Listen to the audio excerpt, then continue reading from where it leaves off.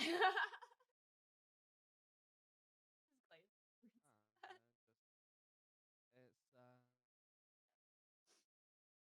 yeah, I wouldn't. I'm not that big into Discord status stuff. Like, I'll put one up. I'll put one up every now and again, just like something like what I had recently was "This is Brave House." Yeah. Just a shout out to the farmer folk. Yeah, so you're like me. I literally put song lyrics as my Discord statuses, and people DM me, "Are you okay?" And I'm like, "Bruh, It's kind of for me. It's like an Instagram bio. To yeah." me, it's like you put one in and then don't change it for a while. But seemingly, people use it They like a send Facebook secret status. messages to each other, like, "Oh, fuck you. Oh, I don't trust you anymore. Oh, break." I'm like, dude, you stop. I would call that like silent name dropping. I would say it's like silent name dropping. I also call it massive passive aggressive bullshit. I don't know about passive aggressive because like I don't know whether it's aggressive or not. I just think it's That's why it's I just think passive. it's what They're hoping you read it and react to it. yeah, exactly, like they like people who make these like statuses all the time usually are the type of people that like want to name drop but don't name drop, and that's what I mean about like silent Yeah. name droppers. Okay, like yeah. I see what you're saying like now. like they don't have the balls to say that person's name, so they just kind of don't say their name at all, but still want to put their opinion out there. Yup. Like for me personally, whenever someone has or hasn't said, you know, stuff like, "Oh, did you mean me by this?" And I'm like, "Well, no, because if I did, then I probably would have just said your name." Like, Yeah.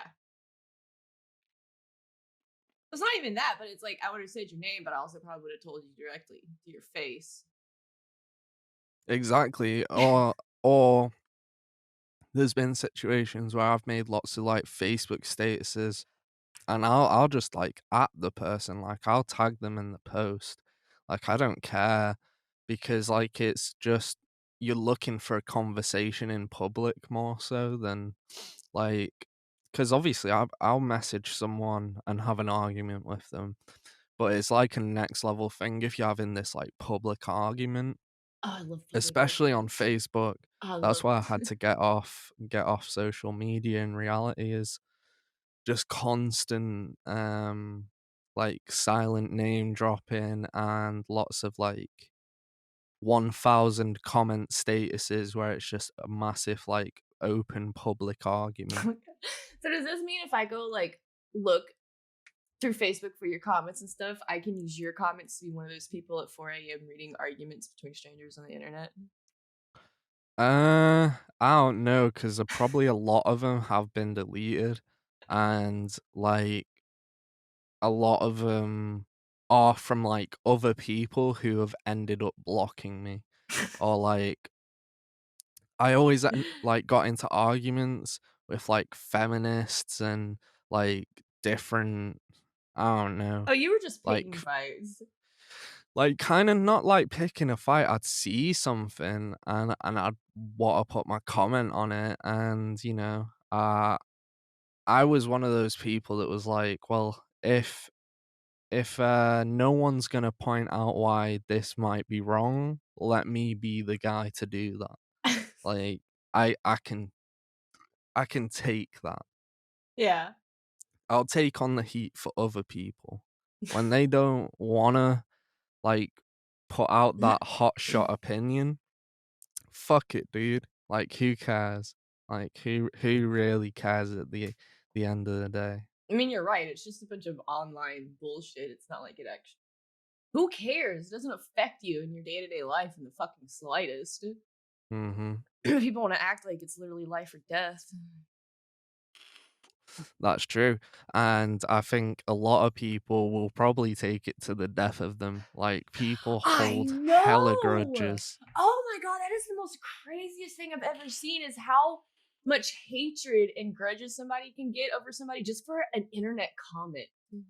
Oh, yeah, it can get hella stupid, It's like, it's like you put a tiny bit of your opinion out there, and then suddenly, you're the devil. oh yeah, you're the devil, you should be canceled, you should be thrown off the internet, you should just go ahead and kill yourself. They're wishing violence upon you for no reason. I've had many people in my lifetime be like, you should probably kill yourself," and I'm like, "Whoa, The fuck? okay, that's that's a bit far," but, Like, because oh, okay. let me I'm an edgy guy. let I me get like ready. to push people's buttons at points, but it's never to the point where, like, people have genuinely wished death upon me, and it's like, "Hold up." What Like, did you do? I may be making, like, poor jokes, but at the end of the day, it's all jokes and whatever, but people fucking in the spur of the moment, they'll wish death upon you in that moment. They like may I not, like, actually mean it, but at the same time, it's just the way they say it. It's just so like, "What the fuck? Okay." okay, I don't I've gotten some mad over some jokes in the past. I'll admit that, but I don't think I've ever legitimately wished somebody to kill themselves over a joke. Oh, I've had God. death threats. I've had, I mean, I like, threatened to throw a Molotov in your communities. window, but I just I like to feel like that's our friendship now. Yeah. Well, I can distinct between, like, dangers. Like, these people genuinely wanted to hurt me and, like or, like, because of a Facebook community, like, one bad thing gets said about you, and I'm not gonna go into, like, hella details with it, but, like, I was, like, that, that focal point for a little bit, and it's, like, such a almost like a trendy social media thing to do to jump on that train and just, like even if you don't give a fuck, there was a bunch of people who clearly didn't know anything of the situation who would just, like, jump on that and be like, "Yeah, this guy needs to fucking, like, end his life." Oh It's my like, god. "What?" Like, this is ridiculous. Like, I've had people threaten, to come down to my house, I've had people want to pay me to go to where they are and to fight them, and it's like, "What?" Like, I'll take the Why? money, but I can't guarantee I'll ever arrive, you know? Or just buy me a ticket. I'll meet you there.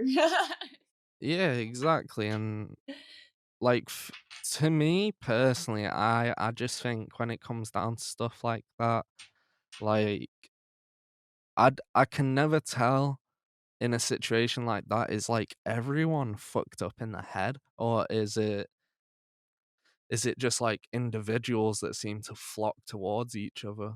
I think it's a little bit of a both because usually groups and stuff like that are nothing but giant echo chambers for one another. So they're all just being reaffirmed with their own stupid ideas. But just also everybody's kind of lost their mind because emotions are running high. Everybody thinks they're right. Nobody wants to be wrong. So it's just Mm. a combination of a bunch of fuck, in my opinion. It's just Oh, no, yeah, I agree with like that speaking to, like, a specifically, like Facebook is really bad about like mm. the echo chambers of groups of just people that just sit there and only hear what they want to hear, and anybody outside that group is just fuck a devil. I don't know. I've even found that just within, like, friendship circles, Oh my like, god, just yes. in, like, friendship circles, when there's, like, a couple friendship circles going on, if you ain't in the specific circle that, you're, you're like an outcast to them. It's fucking weird. Yeah, I've noticed that a lot too. And then you like start to feel weird because you feel like you have to be a part of this, and then if you're not, you start to wonder about it. It's just people are weird. Well, I think like a big thing as well for that is just like people want to feel special, I guess, and they wanna believe that they're the best at socializing, or that of a different social status than you are, and it's like because I always found that with being the way I am with comedy, I've always been like the black sheep of like a friendship circle because I'm like the guy that can get you in trouble. Yeah, you Um are. and I'm like the guy if you hang around me, like be prepared for like fireworks because like there's there's that heat around there. It's I don't know, it's kind of strange because I like endorse people to be like super forward with their humor and just be like you can have your opinion but like don't stop people from like having fun. Yeah. And I don't know, like for me in those friendship circles it was like strange because you never felt like you're truly part of like a friendship circle, even though everyone else would say like, "Oh, you're the center of it, like you're the glue that keeps it together." I Yeah. always felt like I was just like so far outside of all of that. You're constantly always thinking about what you're gonna say, what you're gonna do, because you want to make a good impression. You never feel like you're fully a part of the group. I'd never I'd never worry about like what I was saying, but everyone else would. Like like it was a case of I didn't give a fuck and everyone else gave a fuck.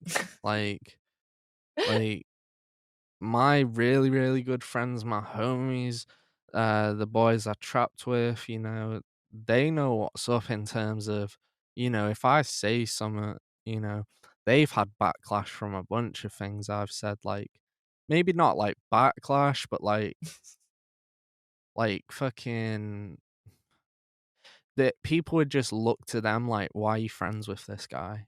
And they'd be like, because it's funny as fuck, I've gotten you know? backlash from you in my stream. Well, fuck it. But I Like, tell them the same that's what thing. happens when I'm around. They're like, "Why are you friends with this guy?" Or "Why is this guy not banned?" And I'm like, "'Cause he's Yeah, people fucking are like funny.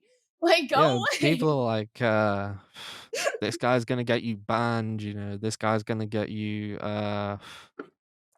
I don't know, I've just had many situations where people are like, "Yeah, be cautious around this guy," and it's like, I don't know, I find it kind of funny when I go into a new I think it's environment. hilarious.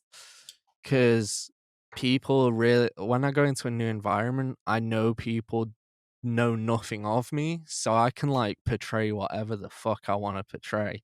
Like, I could portray that, like, I was, like, a really, really, like, well-spoken person, like, really smart individual and put myself in that crowd. Or I could go in, like, dumb-footed and just be, like, saying, like, "Oh, my favorite thing is football," and, like, I love that because then once those people get to know you, they're like, "Wait, you're a totally different person." And it's like, yeah, because like, you only get to see what I want you to see, you Exactly. know? But when you get to know me, it's kinda like, "Oh shit, this guy probably will get me banned from life in general, or at least banned from, like, a supermarket, at least." But I mean, if you're I not getting remember banned from a mm, supermarket, are you really living life?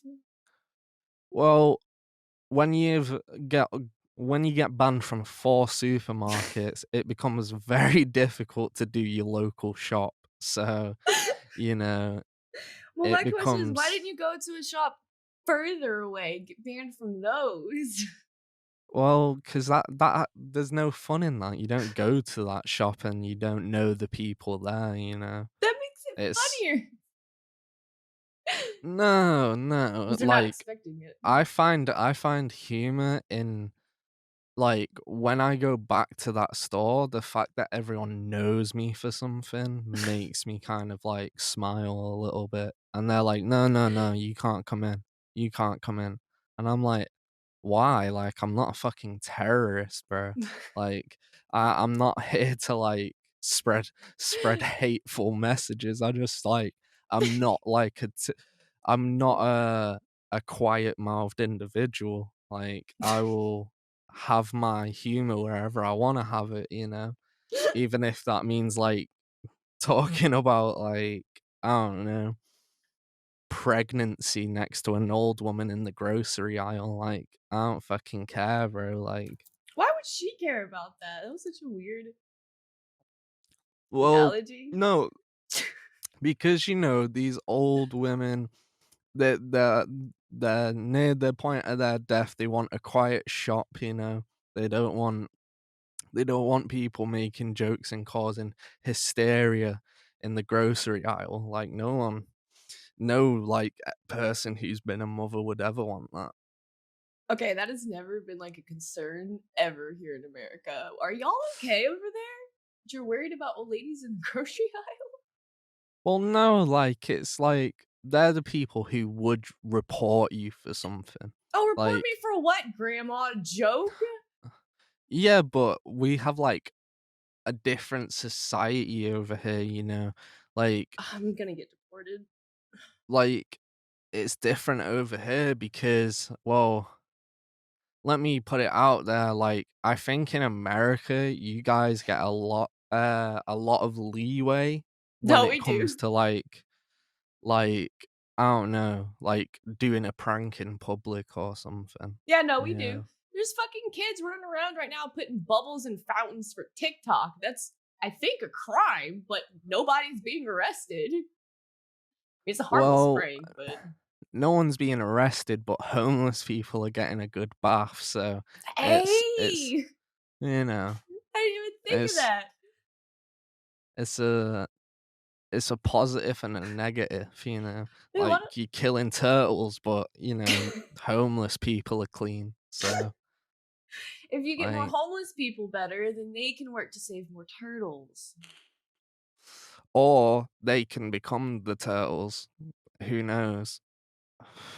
They might evolve into turtles after a while. I'm pretty sure a lot of homeless people already choke on straws and stuff. So Oh, yeah, they're choking not on a straw, they're choking on crack. They're choking on, they're choking on, a McDonald's wrapper, like, that's what they're choking on. choking on a McDonald's wrapper in the Yeah, McDonald's because bathroom while ODing on heroin. well, that's a typical McDonald's story, like, I Yeah, remember it going is. into my McDonald's, and there was a person with a needle coming out their arm passed out in the bathroom, and it's like, "Bro, I need to piss," like, or take the devilish number 2, and, when it's that time. You can't uh delay that. If I need to take a shit, I need to take a shit. And there's only one toilet, so sorry, dude. Like your heroin addiction does not beat my fucking bowels need to fucking discharge. Like it's just not.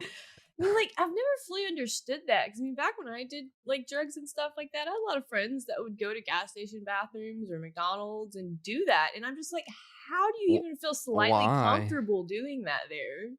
I don't know. I've probably done drugs in a McDonald's I mean, yeah, I've bathroom, done but drugs, but not like a fucking needle and stuff in a somewhere I'm like that. Mm. I don't know, maybe if I was a bodybuilder, like, I'd be shooting up in a McDonald's, I think. I think I'd probably be shooting steroids wherever I could. So does it go in your ass or in the ball sack? Wherever's good. Wherever's good. Like, obviously start in, like, the areas you wanna work on, I think. I think that's Is how you that do how steroids steroids. work? I thought you just it I was just one think. overall shot, and it I just don't goes know. I think everywhere. like I've seen guys doing steroids in at my like old gym, in the changing room, and they always used to put it in their thighs. So maybe it is a shot. I don't Yeah, know. maybe I think it's just an overall shot that you give because, But then like, it doesn't matter where you shoot it, Just fucking shoot that bitch wherever. Put it in your fucking toe if you want to. that's what you do I when think you it don't have only any more good matters veins. once. Yeah, no. Like you start hitting wherever's got like a good vein going. Like Well, I think they mainly did it in their thighs and stuff to prevent other people from seeing. I think that makes it more noticeable. Like, and also these guys didn't really like give a fuck. Like over here, if you're doing steroids, like no one's gonna like what you gonna do? Report it to the gym. That gym knows he's doing steroids. Like that gym probably supply him the steroids. Like it's probably just a fucking I think gyms do become a bit of a ruse. I think there's like guys there that you think are a personal trainer, but like you get to know them and they're like, yo, you want to hit this deck of D ball? Like you want to become really big? It's like, okay, dude, like I get it. I'm skinny or like whatever you think, but I ain't here to shoot up steroids. I'm here to like lose some weight, bro. Like I ain't I ain't trying to put it on. Like, can you like actually help me or just give me Innit? drugs? Like, are you even qualified or Like, are you just a drug dealer? I Like, appreciate the drug offer. I do. But this one time wasn't looking. I'll well, keep that's it. Like, if I was to do steroids though, I probably would go to that dude. Like, I would go to the personal trainer lookalike because at least I know that his product works. If it was just some dude, like a fucking see receptionist or something, you know, so his I'd be business like, worked. well, in a way, yeah, I guess. Like, I think if you stood around anywhere long enough, you can sell something, you know? We need to test that theory one day. Just okay. Especially where I'm from. Like, you stand in the same place for like 60 minutes, someone's gonna come up to you asking for something. Like, Really? yeah, 100%. You know, I'm gonna try that, right? I'm just gonna go and I'm just gonna stay up there. Maybe Maybe not not like on a in the corner, but like maybe not in the suburbs, but like you go into the center of town, if you stand in the same place for like 60 minutes, I promise you, you're gonna have like 10 roadmen come up to you. They're either selling or like asking for something, you know? Oh, you got a number for Bud? You got a number for Coke? It's like, I do, but like I'd rather they not get robbed by you, so I'm not gonna give you their number. then actually go rob them. Well, or be like, well, how about I come with you and you give me some of the money you rob off them? Like, like that's more Why my can't it be you just give me the money, I'll go get your stuff, and there we go. because then you make no money. You got no money. I mean, you prevent yourself from being robbed, right? I don't know, really. Like, I don't know whether you can prevent yourself from being robbed in Manchester. I I don't mean, think you that's a might if you be nice at first. no, no. The first thing you do is don't be nice. If someone's gonna like try and rob you, the last thing you do is be nice to that Is it like person. prison rules? You find the biggest guy in the yard and you shank him? Well, no, because then you'd end up like knocking out a really fat dude. Like, like we're like mini America over here. Like we've got guns and fat people, so you know, like those two in the situation do not mix well. That's very true. And you got Yeah, McDonald's. like guns and fat people are like two staples of America for me. That's Guns, fat people, definitely and fried food. Oh, 100%, like, good food in general. Yeah. Like, I think America's food's probably better than ours. Oh, 100%. I'm sorry, y'all have shitty food. I wouldn't say we have shitty Well, food. I'm Like, sorry. Yeah, you're right. we That was have mean of good me. food, it's just like, I mean, like, America's food's pretty good. Like, There's just a lot of, like, funny UK pictures I've seen of people taking pictures of British dishes that just look like a dog vomited it up. I don't know. yeah, but, like, I'm sure. half of those could be American, Yeah, I at say I least. could look up the same thing for America, but I don't. I just look up Yeah. British ones because 'cause they're funny to me. Like, I really I just think, Americans don't realize, like, they're the B team of England, like, I just don't think they realize that yet. Who's Or the maybe they have had it taught out of them or, like, brainwashed out of them, you know, that, you know, really all Americans are deserters, pretty much. Yeah, Like, they're English deserters, that's yeah. all they are, I feel like and England is the older brother, and then you have America, and you have Canada, who's the younger brother that we team up to protect because it's Canada. oh oh, fuck Canada, like, that's my opinion, like, I'll live there and I'd enjoy it, but fuck Canada. Like, I would I would much rather live in Canada than here, but at the same time, fuck Canada. That's all I'm saying.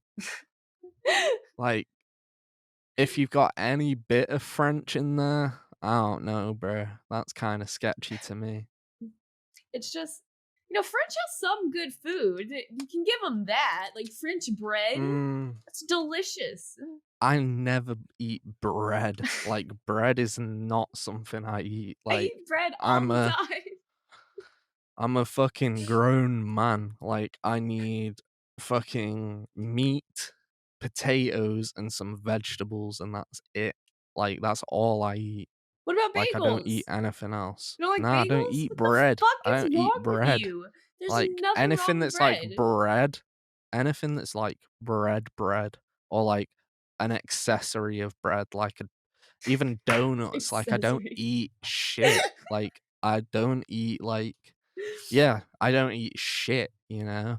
I eat a No good diet, a pastries. balanced no pastries, like, nah, like, I'm not the fucking queen of England, like, I'm not eating fucking bagels with jam, like, who the Cakes, hell do you cupcakes. think you are when you're What? eating those things? I eat those Like things regularly. I have chocolate banana muffins in my kitchen. Like, exactly, like, that's what I mean, like, who do people think they are? Like, when they're eating these things, like, I just don't understand that mindset of like, "Mhm, this is very nice." Like, to me, food is food. I don't give a fuck. Like I'll eat meat and the shit that like, to sustain. I will sustain and, eat healthily, but I'm not there for all the flavors and the sweet shit, like, I'd try to stick away from sweet shit as much as possible. I mean, I guess we could say me getting a banana muffin is kind of my way of staying healthy because I'll eat that instead of, a shit ton of chips or something. Hmm, but, mm, is the muffin that much healthier? Either one banana muffin or an entire bag of chips because that's what I'll do with my high ass. Well, that's what I mean, like, to me, that's shit. Like, that would not sustain me for any length of time. Yeah, A see, there's a muffin to difference because that could me be a meal for me, honestly, and I'll be good for like yeah, 6, 8 hours. that's because unfortunately, you know, eating disorders are, prevalent in our time. I Like, do not have an eating disorder.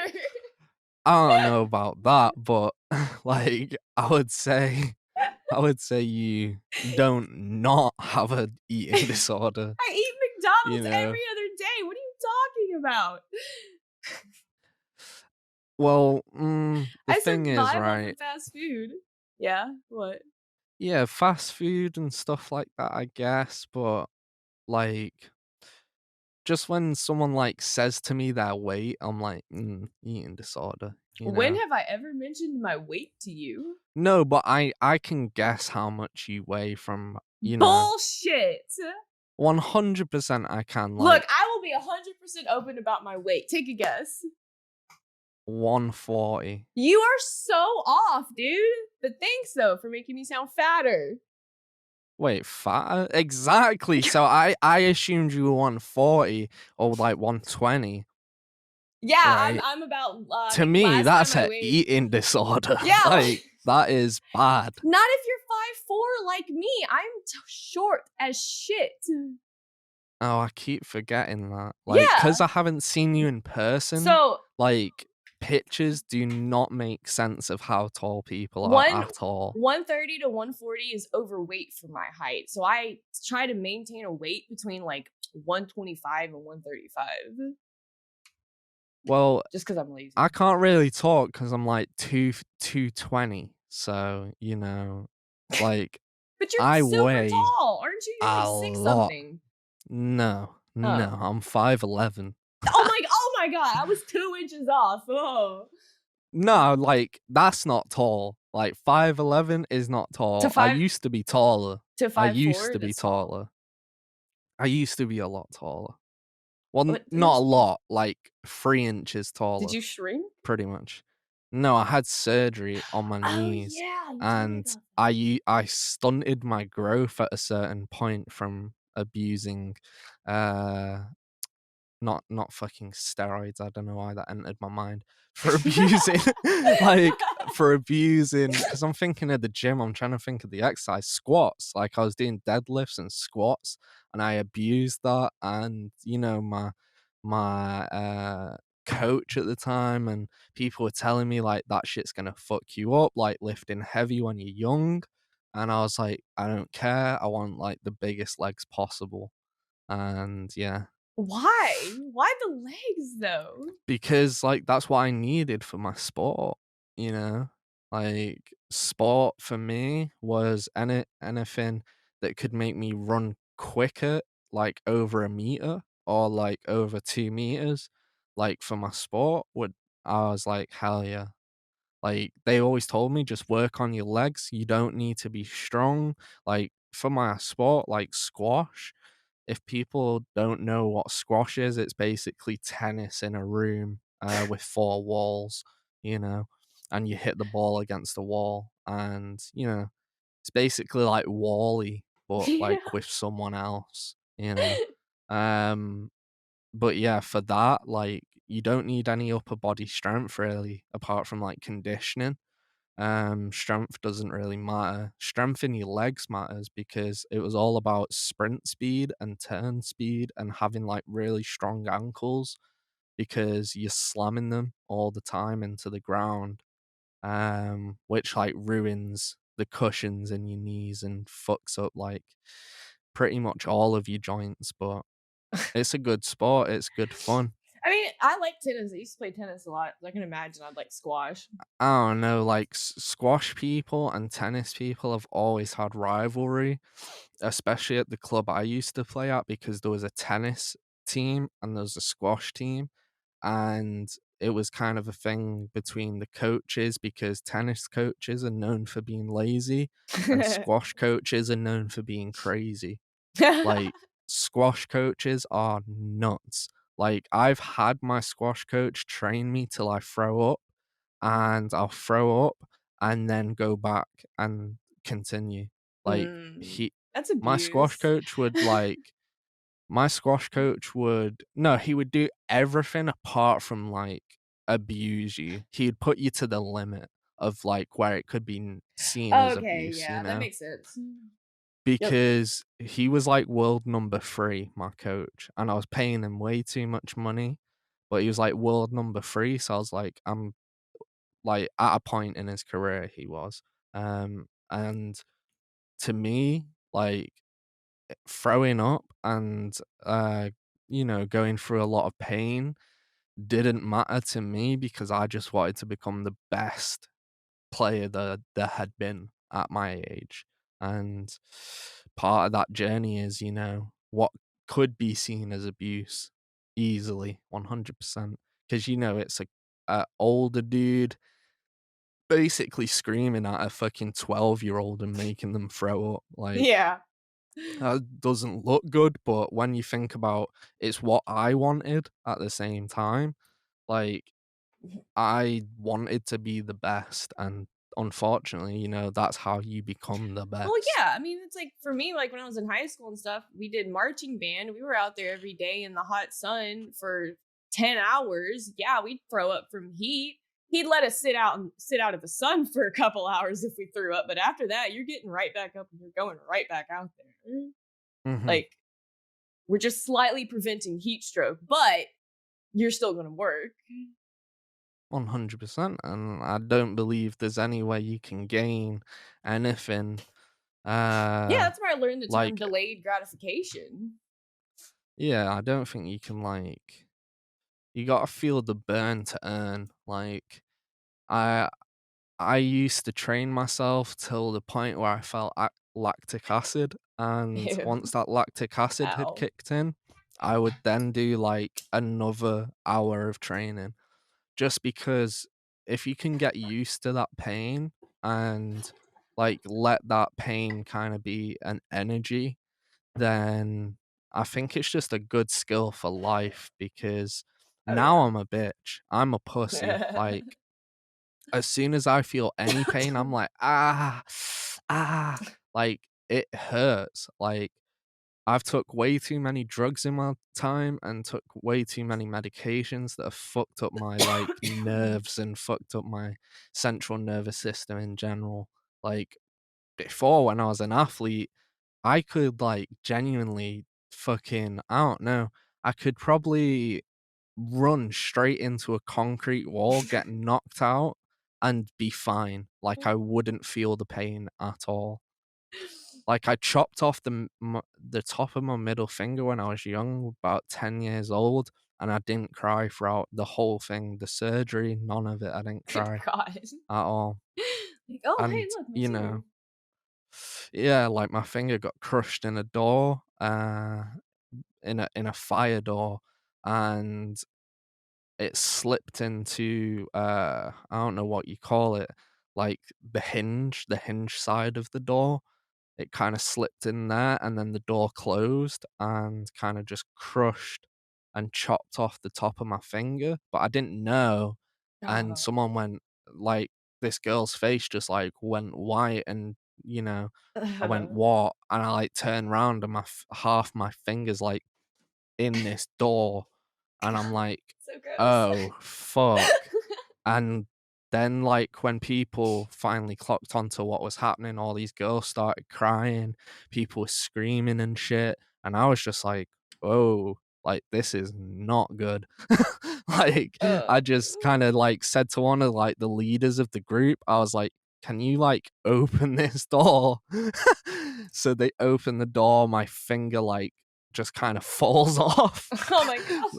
like it was hanging on by, a bit of skin, and anyway, not to get too graphic, but, you know, like, I can go through that level of pain back then, and it wouldn't really bother me. I was just built from a different way of life, when we talk about, people from the north of England being tough people, that's the kinda tough that they are. Like, if you go to Scotland, you could genuinely hit one of them with a hammer and they probably wouldn't know. Like, they would they would probably turn around and be like, "Do you want a Guinness or something?" You know? Want a beer? Yeah, damn. Like, I don't know, pain for me used to never, bother me, but pain now is, the worst. When I say I'm a little bitch now and a pussy, I am. When it comes down to it, I'll fight if I have to. Yeah, But if I because don't have to, then I'm a kindly decline and live the comfy life if possible. Like, I've lived enough of that shit to satisfy me for this just lifetime. be like, nah, fam, nah. Oh, 100%. If I can dip out of that situation, I'll dip out. Just Like, wait till your late 20s when you're waking up I have l I waking have up in the morning. lived very, very, like, I don't know, like, a very intense life I've lived. It's always been like 1,000 miles a minute up until I quit drugs, and then when I quit drugs, shit was still kinda crazy, but that was, like, the fallout from doing what I did. And once that had settled down, I just kinda said to myself, like, "I can't let shit get that crazy again." Like, it wasn't just the drugs, it was just, like, the life I was living was kinda crazy. It was Like, it kinda comes fuck with the drugs, honestly. It's hard to it live a does, quiet but life on I drugs. was also I'm the type of guy that when I'm on drugs, like, people hate me now. Like, people hate sober me, you know? People hate the fucking my energy levels when I'm sober. Like, if you get me when I'm on drugs and my mind is being altered to that level, fuck. Like, I am intense as just a person living, you know? Like, I just used to be doing like 20 different things a day. Like, I was awake pretty much every single hour of the day as well. Like, I was just constantly doing So, shit. like a I never normal human stopped. being. Not really, because normal human beings stop and take a break and, relax. Whereas there was no like relax in my life. I was always doing something and always like, I don't know, like it was just constant. Whereas now it's a bit more like there's times where I've got nothing to do, and then there's times where I've got shit to do. So, Oh, okay, yeah, that makes sense. which works for me because I lived a fucking crazy ass life, and I'm glad that that craziness was only like 4 or 5 years. Like, I think you're allowed that when you're younger, and Oh, yeah. I've always been delayed in my learning and everything, and kinda I matured quicker than everyone else, but I learned very slow, and I kinda was always I didn't have a good I didn't have a childhood, so I wanted to live some of that childhood energy, and I had to live it, unfortunately, when I was, like, probably pretty important stages of my life, being, like, through 17 to, like, 19, um and I kinda just filled in that little bit with some childhood what I wanted my childhood to be like, which was crazy and fucking stupid because I just didn't think 1 second about consequence or what any of, like, the end of it was gonna be like, because it kinda just started out as like kinda just like this, like, fun little thing, like, I was just getting stoned with my mates and just fucking having a laugh, but, you know, typical me, I was like, "Damn, we need some new shit to do," you know what I mean? Or my mate would be like, "Here's some new shit to try," and I'd be like, "Hell yeah, let's get it," you know? Yeah, let's fucking do it. Because you know, I think with drugs, I was never like a judgy person ever, and Oh, I'm still not a judgy person when it comes to it because yeah, I'll never judge anybody for that. Nah. I tried most things. Like, Yeah. I will happily well, I would have happily tried more things, but, you know, Yeah, I mean, but yeah. oh, that's what I love though, are the people that have tried stuff like that and then still judge others for it and be like, "You should have known better." And it's like, "You literally did the same thing. Shut up. Oh, yeah. Just shut Like, up." I have hella friends who have done heroin, and I've never judged them for doing heroin. I just always had to, kinda say, like, "It's not my thing," and, like, if it is someone's thing, that's cool, but I always felt like I had to, like, just be like, "That shit's gonna that shit is gonna deteriorate you quicker than some other stuff." Like, Well, see, the if difference is though, you you haven't done it. Ugh.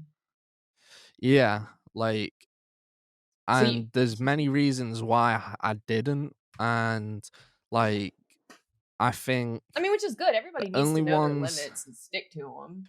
yeah, the only ones I wouldn't have done was, well, heroin and meth, like, they were and crack, like, they were my free nah, like, if I keep it under that, I'll live, but if I ever do one of those, there's no way I'm coming out the other side. Yeah, keep it Like, that I way. knew that those would be the ones that would trap me in a psychology cycle that I didn't wanna be in. Yup. I can talk firsthand. Those are very hard to come out of. Like and I think it's so personal as well, because for me, unfortunately, I found that ketamine was actually more addictive to me than any drug ever. I will say so I far, I've always found ketamine to be the most addictive.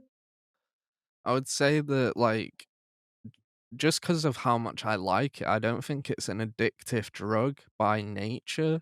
I just think it's if you enjoy it, then it's definitely gonna be, one of the things you do a lot because you can do it a lot.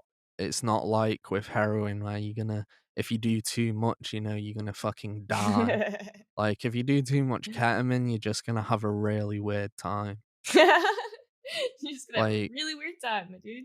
or throw up. Like, you'll throw Ew. up a couple of times, you know. I'm so glad it didn't Uh, make me throw up. I didn't know that was a I don't know. I no. don't think you've probably done enough ketamine to throw up because Yeah, I'll keep it like the that. f- I think once you start doing like maybe half a gram in one go, that's kind of the realm of like throw up.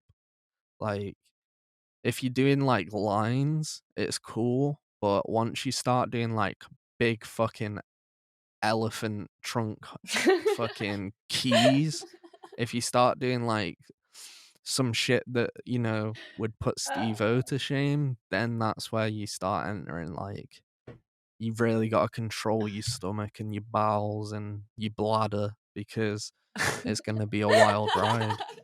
I need see all you made me think of was I just need a logo now of a elephant just doing a giant line of ketamine.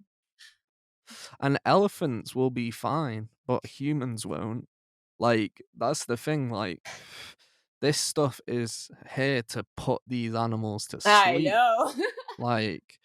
Like the fact that I was there doing fucking rhino ketamine and still being conscious, like, that's where you gotta know your limits because if you're conscious whilst on this rhino ketamine, you are not in a world that was ever close to reality. Like you're in a world that, You met God and played chess with him. yeah, or, you just believe that everything is like a big joke. Like, that's how I felt on ketamine and why I loved it so much. Everything was funny and everything felt like safe in a weird way and like it just felt comforting and in certain situations that's a terrible thing. Like, I felt comfortable in bad situations and I think that's where you can enter the realm of trouble with ketamine is Yeah. that you start to be okay with like really bad things or like you put yourself in danger because you think everything's a joke whereas people could be being serious with you in a situation. But I was constantly surrounded by violence, so it was always for me it was more dangerous than in a way because I couldn't tell when people were being serious or whether I was being serious. So it would always end up, I'd have said some shit on a night out and it's kind of like pushed people the wrong way or something. Yeah. Well, But I guess that's more to do with the nightlife than the ketamine. probably. I mean, I have yet to do it. around a bunch of people. I just chill at home, so it's like It's the best place to do it. yeah. Like, doing ketamine in your own environment is just the best place to do it 100%. It really is though, especially when you have the vibe going and you got the lights and the fucking music and you just chill. Mhm. You just chill. 100%. See, I've also never like I've gone out and done party drugs, like ecstasy, cocaine, and things like that. But for the most part, any drug I've done, I've just like to sit at home and do it in my own safe space. Yeah, I got to that point with drugs as well. I don't Pretty understand people late, that just go but, out and just do them on the side of the street. It's like, what are you doing? that was me, like, probably 4 years What ago, are you but, doing? like yeah, exactly. Why? Like, just Hold on, thinking I'm about going that to gives me need to, like, anxiety. pass my bowels. Hold on. Okay. Boom, just dropped off the Cosbys at the pool. Nice. Hell yeah. Is he still Whole in lot of prison? Cosbys. No. Nah. He plays golf and shit and makes Instagram videos. Really? Yeah. I'm gonna look this Like, he up. makes Instagram videos and the proper offensive. It's like, he, like, goes at people or, like, he'll, like, talk about, like, stuff that just seems so weird for him to talk about now. It's such a strange phenomena What are is you that, talking like about? He's still in jail.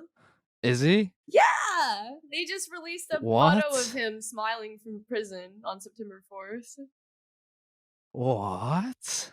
Tweeted from Cosby's verified account showing him using what appeared to be a prison telephone, pulling a mask away from his chin, and he smiled. Why the fuck have I seen these They videos? might be old because, yeah, Cosby They had could be three. old videos. Yeah, he was convicted of felony. Yeah, he's serving a 3 to 10 year prison. Wait, when did he get sentenced? I thought he got sentenced ages ago. Oh, I don't know. They're appealing on it on December 1st, though. I mean, I genuinely thought he was out. he's 83. Do you really want to put him in jail for 10 years? Wait, are they putting him in jail again? I mean, if he's doing like a 10-year stint.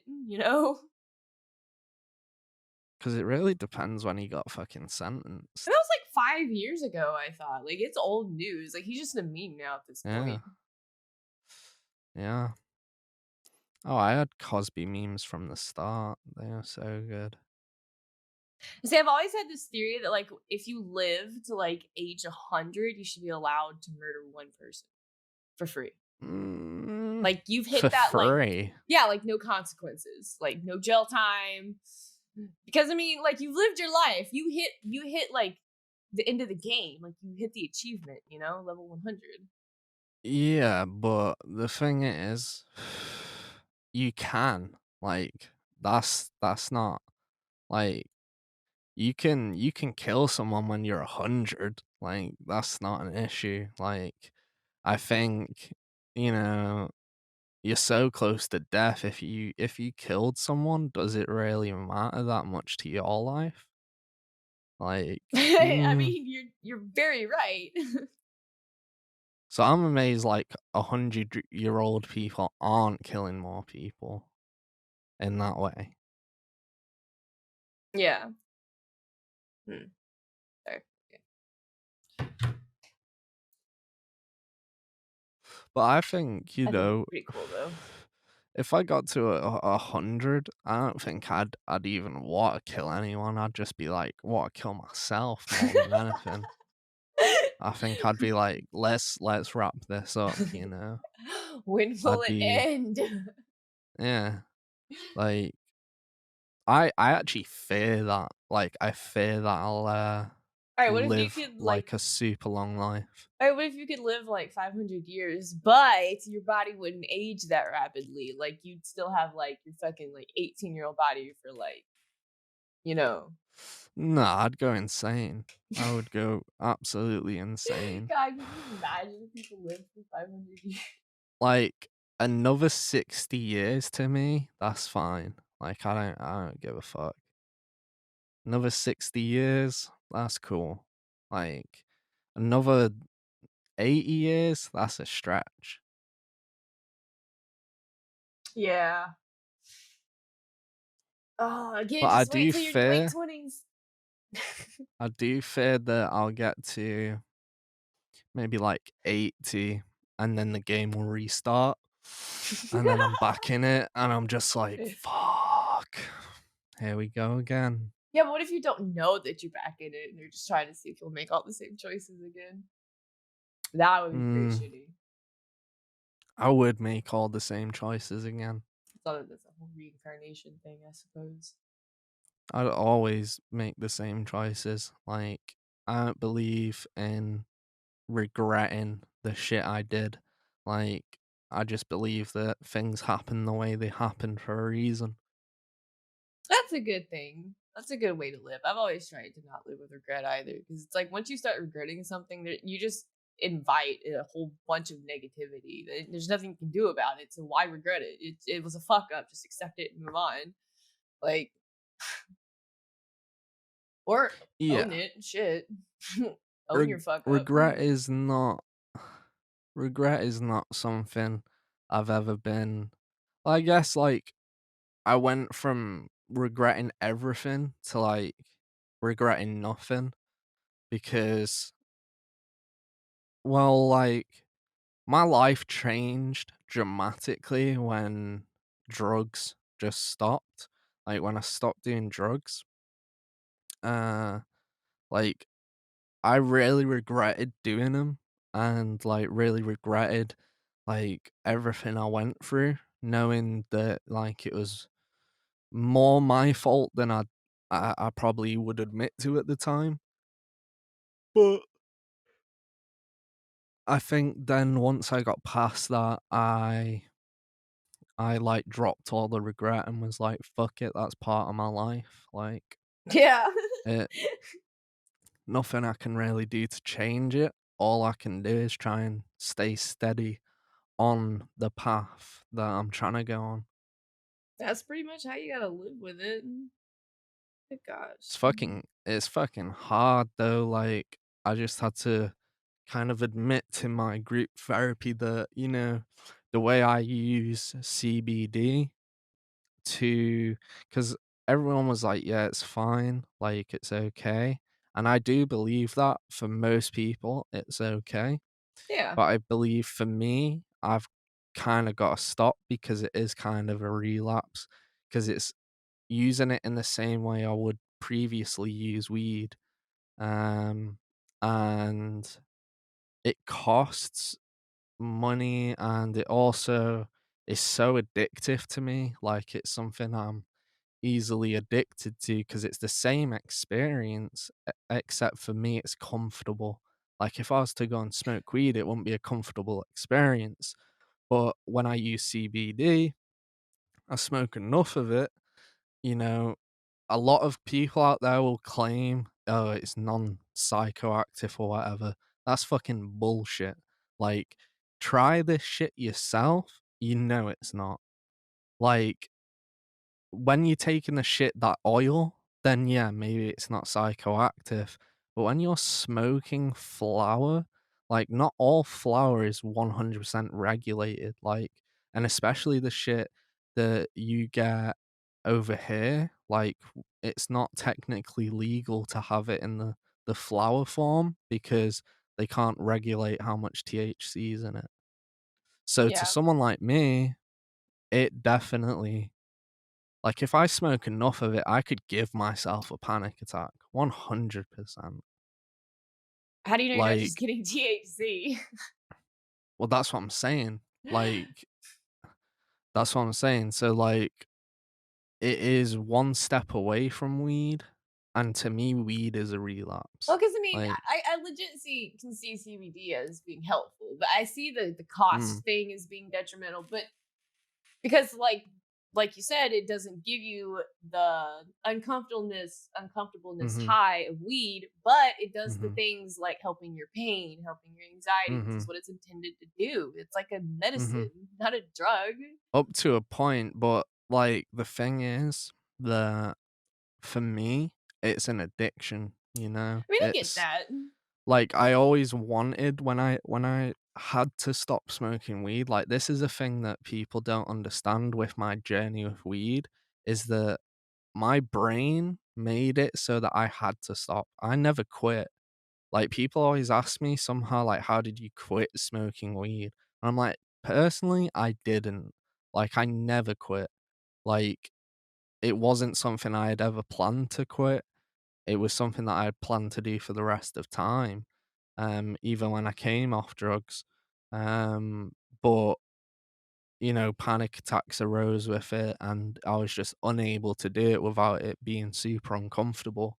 Um, so I never really quit it, and it's something that I really wish I could just completely go without because like, I do believe that I need a little bit of CBD and the CBD helps, but if I just used it for that, that's fine, but that's not where I'm at, and I came to that, like, consideration, like, this week. I was like, "The way I'm using this shit is the same way I'd smoke weed, so I really gotta, like, control that or, like, Yeah, well, kind of, what's to stop you from, like, now that you've recognized it, you can take a step back, reevaluate, readjust the intake, Oh, the yeah, that's amount. all I meant it as is, like, I feel positive about it Oh, because 'cause I'm, okay. I like, thought you were talking about in just a stopping way it that again because you felt like you were becoming addicted to it. I was like, "What? Why? Like, that's silly." no, like, I'm I'm at a point where, like, I'm gonna like, I need to go to some sort of, like, drug support counseling. I need a sponsor just for accountability because I struggle with it as a person of, like, complete sobriety. It's difficult, like, Yeah, I don't know how you do feeling it. like you're not able to have one drink or, like, a cigarette even, you know? Like, people kinda said to me, like, "Oh, you don't even if you smoked weed, that wouldn't be that bad." And I'm like, "Yeah, but for someone like me, it is," you know? Like, Yeah. if I'm doing the sober thing, I gotta do it, the whole thing. I can't, like, dip in on one bit because that little bit It's opens up the enough. room for everything else. Like, if I Yeah. have one drink, I'm gonna go back to the trap house and, like, be drinking, you know? Like, I'm not maybe gonna be participating straight away in other drugs, but it would quickly decline with me. Like, I'm I'm not an addict of drugs. I'm an addict of feeling, of, uh, controlling my feelings, I guess. Like at least when I drink or do something that alters, like, the way I feel, I'm like, "Oh, this is my way of controlling how I feel." Like, that's what I'm really addicted to, is being able to control how I feel. Yeah, I mean, I've met people on both sides of the spectrum, people that, can are recovering from addiction and can, have a drink here or there and be totally fine, Mhm, and people that are recovering from addiction that have been recovering for years, mhm, but they can't even be near it because they just mhm, know that they are just going to go down a rabbit hole. mhm. It's just everybody's That's different. That's all it that's is. 100% like, my situation is that I know people in recovery and people in my group that have come away from, like, alcohol and are able to have, like, a drink and control that, and, I know people that have been sober, uh, like, a shorter amount of time than me, and they're able to control their things, but I always say, like, this thing, like, real addicts die, like, Yeah. real addicts die, Yes. and real addicts don't ever truly recover. Like the actual recovery rate of complete sobriety throughout your life, the probability they've worked it out to be is 5% is your Mm. chance of complete like abstinence. Yeah. Like I mean, with I can't most do it. addicts, there's always hiccups and there's always setbacks. There's always gonna be, mini relapse, relapse. It's very, very difficult. Like, I went all this time without having what I would consider a relapse. And, I think I think to myself like, the reason why I think positively about it is because now I have the motivation again to be like, right, I need to stop this and I need to reinforce why I stay sober and why I do it in the first place, like why I'm not doing these things. Yeah, that's what you gotta But do. You gotta it's remind yourself. no yeah, and I think it's really hard when you've been sober for so long to remind yourself why you're doing it. Oh You god, I don't kind know of how you forget. do it. Like, I know a lot of people that will be sober for like 2 weeks, and that's like big for them. Whereas being sober for 3 years is small to me. Like, I want to be sober for the rest of my life. Like, I Dude, don't want to be sober for a little bit, you know? being sober for 2 days is a big accomplishment for me. Like, what are you Mm hmm. talking about? Mm hmm. I don't know how Well, you do it. everyone's at different stages. Yeah. Like, for me, stuff caught up to me quick, and, like, I was doing so much that I was literally in states of, like, complete comatose, and people would just be like, "How are you not dead?" And I'm just like, "Mm." I Ouch. would make a cocktail of drugs that would, like, kill most people. Or, like, to me and my friends, the amount we were doing seemed okay, but to everyone else, they were like, "You're crazy. Like, to be doing that much, you're crazy." So, Just like, when other drug addicts are saying, "That's crazy," like, that, you're doing you're doing God's work, basically.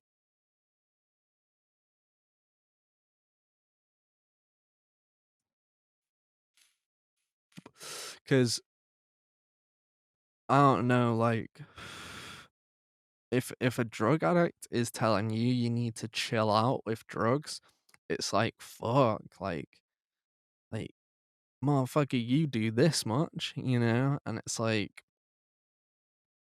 it became for me and my friends, it was always I don't know, we all decided at a point, I guess, that we just wanted to we nearly died so many times individually that as an accumulation, we were like, wow, like we're homies and I want to stay homies with you. Like I don't want to like randomly lose you because of some dumb shit that we did. yeah, I can see that. So I think as a collective, and it helped us in a way as a collective to get off drugs. Like we didn't quit individually. Like we all kind of quit around the same time. Like, we all kinda said, like, "This is getting a bit stupid." Like, we were looking at other people and being like, "What they're doing is stupid." So we kinda had to look at ourselves and being like, "Well, what we're doing is 20 times as stupid." Like, we just seen so much. Like, it's like a veteran. Like, we became veterans in Yeah. the drug game very fast. We kinda got to the point where we were battle scarred and, like, "Oh, I just wanna go home at this point," like Oh yeah. Oh yeah. I mean, that's legitimately like how it was with me in my early 20s and stuff too. Cause I was also a stripper as well. I was in the drugs. I mean, it got to the point that by age fucking 24, I'm like a veteran there. And it's just like, look at all these young girls. It's so great. see, the thing is, like, we were 19 or 18, do you know what I mean? Yeah, I went Like, in we at were 18. 18, 19, yeah, but that's when we were veterans. That's what I'm saying, like, we were veterans at That's just when I 18, could legally take 19, my clothes off. you know? Like, we had, like, 35-year-olds that would come round to the house that were addicts, and they were still, on that shit. And to me personally, I was like, I never want to be that guy. Like, I don't want to be 30 years old doing drugs. Like, I was trying to kill myself quick enough that I didn't, experience being like a 35-year-old person, you know, with a drug addiction and no life, like, because that's the way it was headed for me. Whereas, like, I just saw more in sobriety than anyone else did, I guess, and I was like, "Damn, I wanna change my life," and if people looked at me 4 years ago or, say 5 years ago, they would not even think I'm the same person. Like, I don't look the same way I used to. Nothing in my life is like anything like it was. Like, my chance of survival is like exponential. Like, it's nuts. Like, I have this thing going on with my liver of all things. Like, my liver's fucked, but I know I'm gonna live. Like, that's the Oh, thing. that's good. Like, to me, like, yeah, like, I could get struck down with all these illnesses and shit, but I beat, like, the things that were meant to kill me. So fuck these, like, minor things. To me, like, a liver thing is in in a zone of, like, Eh, yeah, bug it bite. could kill me, but it is kinda minor at the same time. Like, doctors can fix that, whereas doctors couldn't fix my drug addiction. Yeah. That's So I very feel, like, true. kind of lucky in a way. And I say that to many people that struggle with addiction that don't don't expect to ever achieve something someone else has achieved because each individual case is so different, and that's why a Mhm. doctor can't cure it for you at the same time. Like, a doctor can't help you. Like, the drug rehab may be, you know, suitable for some people, but for real addicts, like, that's not gonna change their mind. All that's gonna happen is you're gonna wake up one day, just like I did, and be like, "I don't wanna do this shit no more." Yep, and I And I think think it's you've really gotta reach the point of where you wanna kill yourself so much that, you attempt, and then you're like, "Right, I need to figure out, like, I need to stop these drugs, and I need to figure out what's my actual issue in life and fix the things that can be fixed and leave the things that can't." I mean, that just goes with what everybody's always said, you're not gonna get help unless you want the help. Mhm, You can't force anybody. Like, I mean, doctors can help, like, not like doctor, but like therapy can help talking to somebody if they mhm, want it to. mhm. But And that's always another hard thing for me is that, people talk to me about addiction or, uh, like, some of their drug issues, and I really can't, like I can, like, be as preachy as I want, and I try to be preachy in a way because if it can help, like, one person, then it's, like, a good thing. At least, uh, it's out there and it might help someone, but, um, I try to kind of accept that not everyone is gonna, like, be able to do what I did or do what someone else did, you know? yeah. Um And not in a way like, because at the start, when I first quit drugs, everyone thought I was on this high horse because I like, they see it as like almost like a class thing, is that like, "Ooh, I quit drugs, like, I'm clean now." It wasn't, uh, really anything like that, it was more like my drug road ended. Like, my journey through drugs, I just zoomed through it quicker than most people did. Like, with the amounts I was doing, I had to stop early. Otherwise, like, if I had gone a month longer, I would be You were dead. gonna But die. yeah, From what you like told me, me, you were gonna die. yeah, yeah, 100%. Like, even my best friends were like, "You're gonna die." and they didn't mean that in a jokey way. They just knew that at some point I wasn't gonna be there because, you know, I was so crazy with it. I was just, you know, if there was 3 grams on the table and someone said, "Do it all in one go," I'd be like, "Fuck it, I'll try." Like, okay, Like, let's go. uh, and the another part of it is, like, like, people look up to me for the things I did, and it's like, don't don't live as I lived, you know, because it ends pretty fast. Yeah. Like, you can do crazy shit without having to risk your life, you know? But then again, that's just me. Like, But but I mean, like, I I'm a agree with you, person. but at the same time, I'm also kind of like, what's the fun in that if you don't do some risk sometimes? Like, Yeah, you I'm can not risk saying like go some. play fucking Russian roulette. I'm just saying, you know.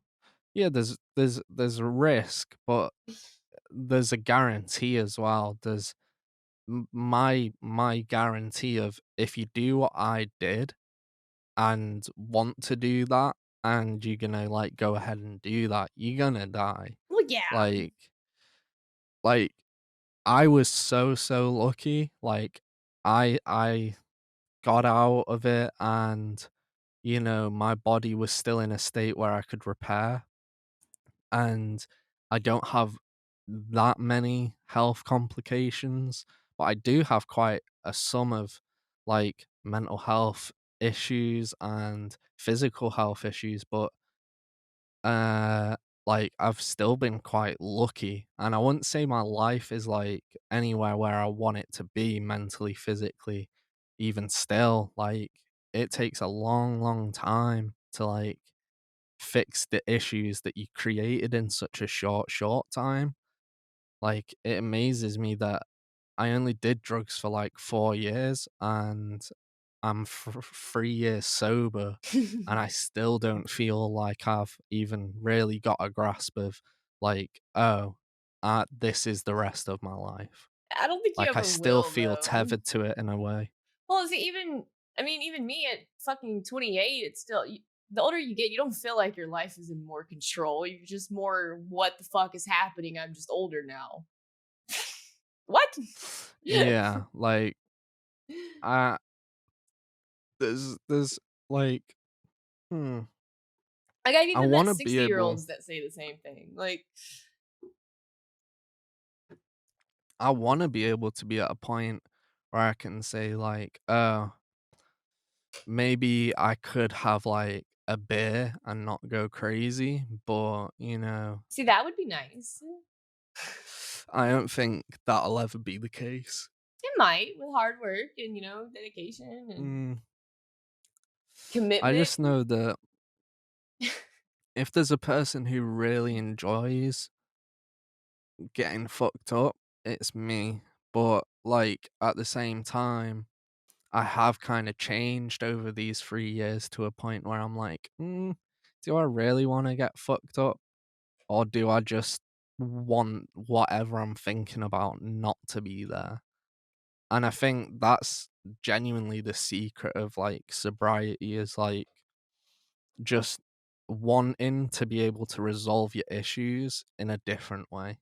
Yeah, Like, it's what it I is. resolved all my issues with grams of whatever, whereas now I resolve my issues by, you know, talking therapies or you know, mental analysis of it and breaking it down and kind of working on it over time. Because at least at the end of that, you can kind of put the shit to rest. But when you're doing drugs, you're not assessing anything, you're not fixing the problem. It's just putting it under the rug for later. And that way, you're always going to be addicted to drugs, you know? You're always going to be doing them because you constant that pile just gets bigger to a point where you feel like you can't control it. And I've definitely been there. Like been to the points of the lowest of low where everything just built up and I was like, there's no way I'm gonna be able to fix all this. Mhm. But over these years I proved myself wrong and proved to myself that, you know, even if it takes me a lifetime to fix the issues I created in 4 years, then fuck it, like, it is what it is. I've gotta do that to even feel good about myself. Like, drugs make you feel good, but I just wanna make myself feel good about myself, Yeah. and drugs stop doing that for me. I think that's Like what anybody wants at the, mhm. base of it. They just want to feel good about themselves. They're willing to do whatever they can to achieve that. I just feel sorry for people that are genuinely enjoying drugs because I just feel like when I was genuinely enjoying drugs, I didn't know, like, the other side of it. Like, you don't know what's waiting for you. You don't like, it's such a unsure place. Like, the next batch could kill you type shit. Like, you never think about that up until you stop doing it for a second, and you're like, "Oh, like, this is, like, a consequential thing." Like, And I don't see that it because I genuinely enjoy weed still. weed's not like, I wouldn't consider weed in, like, the same category as, like, drugs. I would Yeah. consider it Are you I would talking more consider it like cocaine and like yeah, like, yeah, anything, like okay. Yeah. MDMA, like, just substances in general, you know? Like, On that I same level, think I still enjoy the occasional benzo here and there, but it's nothing like again, like, benzos are medicine, like, in a way. So, I mean, like, but not if actual you're substance. Like, actual substance doesn't Okay, so you're talking beneficially do about the shit you anything buy in for a you. bag off the street. Yeah, drugs, like, that's Yeah. what I consider drugs. Okay, yeah, Like, no, I I haven't done wouldn't any of get that shit in handed like 7 years. I wouldn't get handed a bunch of pills in, like, a proper thing and be like, "Oh, these are drugs." I'd be like, "These are meds that I'm addicted to," you know? Like, I've done my fair share of scripts, and, like, I wouldn't consider them in the same thing as substance abuse.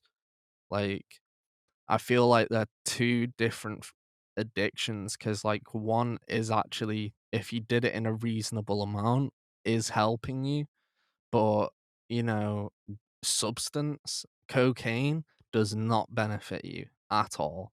Like, cocaine just doesn't help.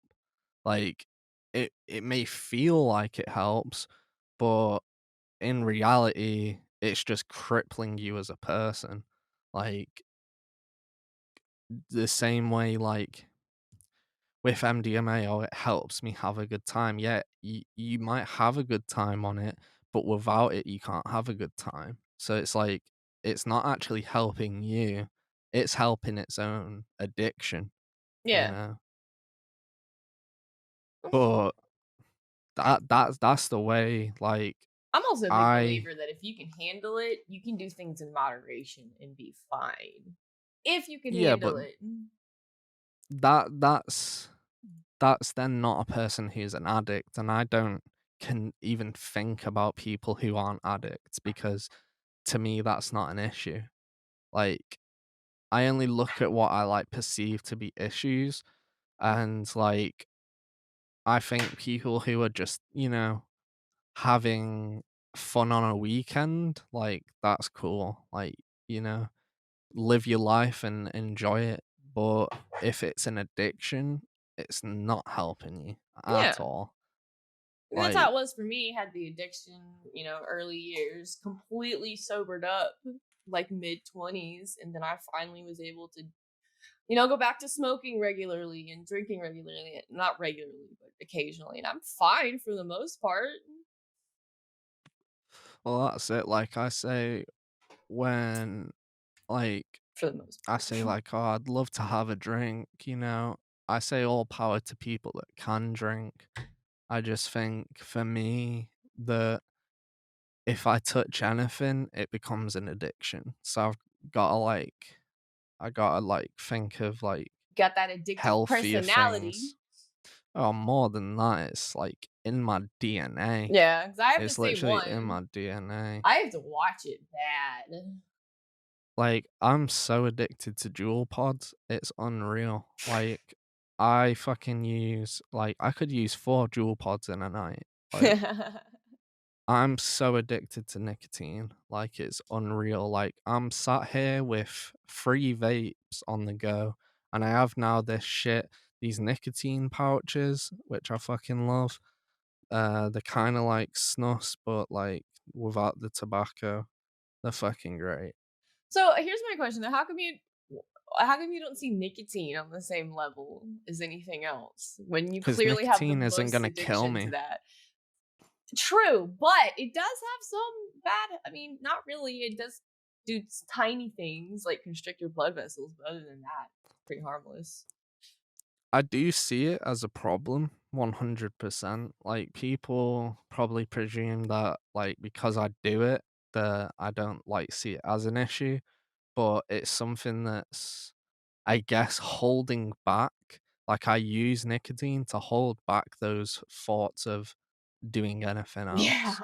Like if I can just keep it to nicotine, then I'm all good, but, like, if I didn't have nicotine, I would be probably, doing something.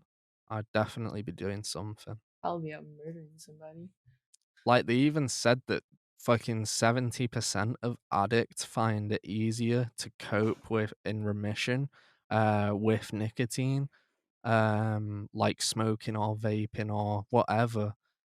They find it easier to control those addictive thoughts of drugs, um, by using, like, nicotine, which is Yeah, crazy. I mean, because it does help. It makes you feel better, at least. I wouldn't say it makes you feel better, I just feel like Shh, it's it psychological. Shh. it's a chemical change in your body, so at least you're getting some sort of, like, a chemical high. So, you've got some drug in your system. It's like, if I didn't have nicotine, I genuinely would go insane because I can't go without, like, some drug in my system. So it has to be whatever's, like, the healthiest drug. So, like, for now, nicotine's the healthiest habit for me in terms of, I'm addicted to caffeine and stuff like that, but I'll always vouch that caffeine's worse for you than Yeah. nicotine. Like, caffeine raises your heart rate so much. There's usually hella sugar in that shit. Like, it's actually bad for you. Whereas nicotine, so many doctors I know tell me, like, nicotine is never gonna kill you. And I'm like, okay, that's cool. Like, n it would be very, very difficult to kill yourself with just nicotine. Yeah. It'd be very difficult. You can get nicotine poisoning, but that would require so much I've had nicotine nicotine poisoning, like, 7 times, from and, vaping those you know box mods, wasn't it? no, it was vaping just normally, like a normal vape back in the day, like a Really? Clearamizer, 32 milligram, Oh. nicotine in that, and I was smoking 20 a day at Oh college, my god. and I basically wouldn't eat, and, I'd be, like, smoking a bunch of cigs outside, and then I'd hit this vape, and, I became, like, nicotine sick for the first time. I was ill for, like, 3 days, and then I was fine. But if you get to a place where you're getting nicotine sickness, your tolerance to nicotine is gonna rise dramatically. Like, my nicotine tolerance is ridiculous.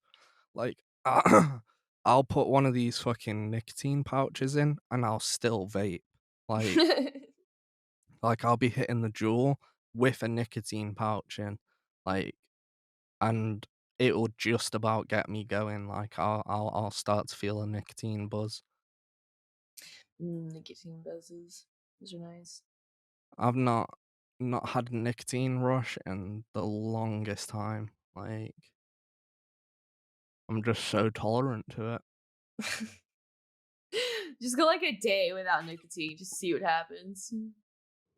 I have, like, when I've had, all my wisdom teeth took out, I had to go without vaping and nicotine for a while. Yeah, I still vaped. I didn't give a shit. I just got a dry sockets and got more Yeah, drugs. I had to, and my mouth would just gush with blood because it was opening all the stitches back up and everything. But, like, I went without it for 2 days, and I was not a nice person. I was horrible. They're like, "Nah, fuck you."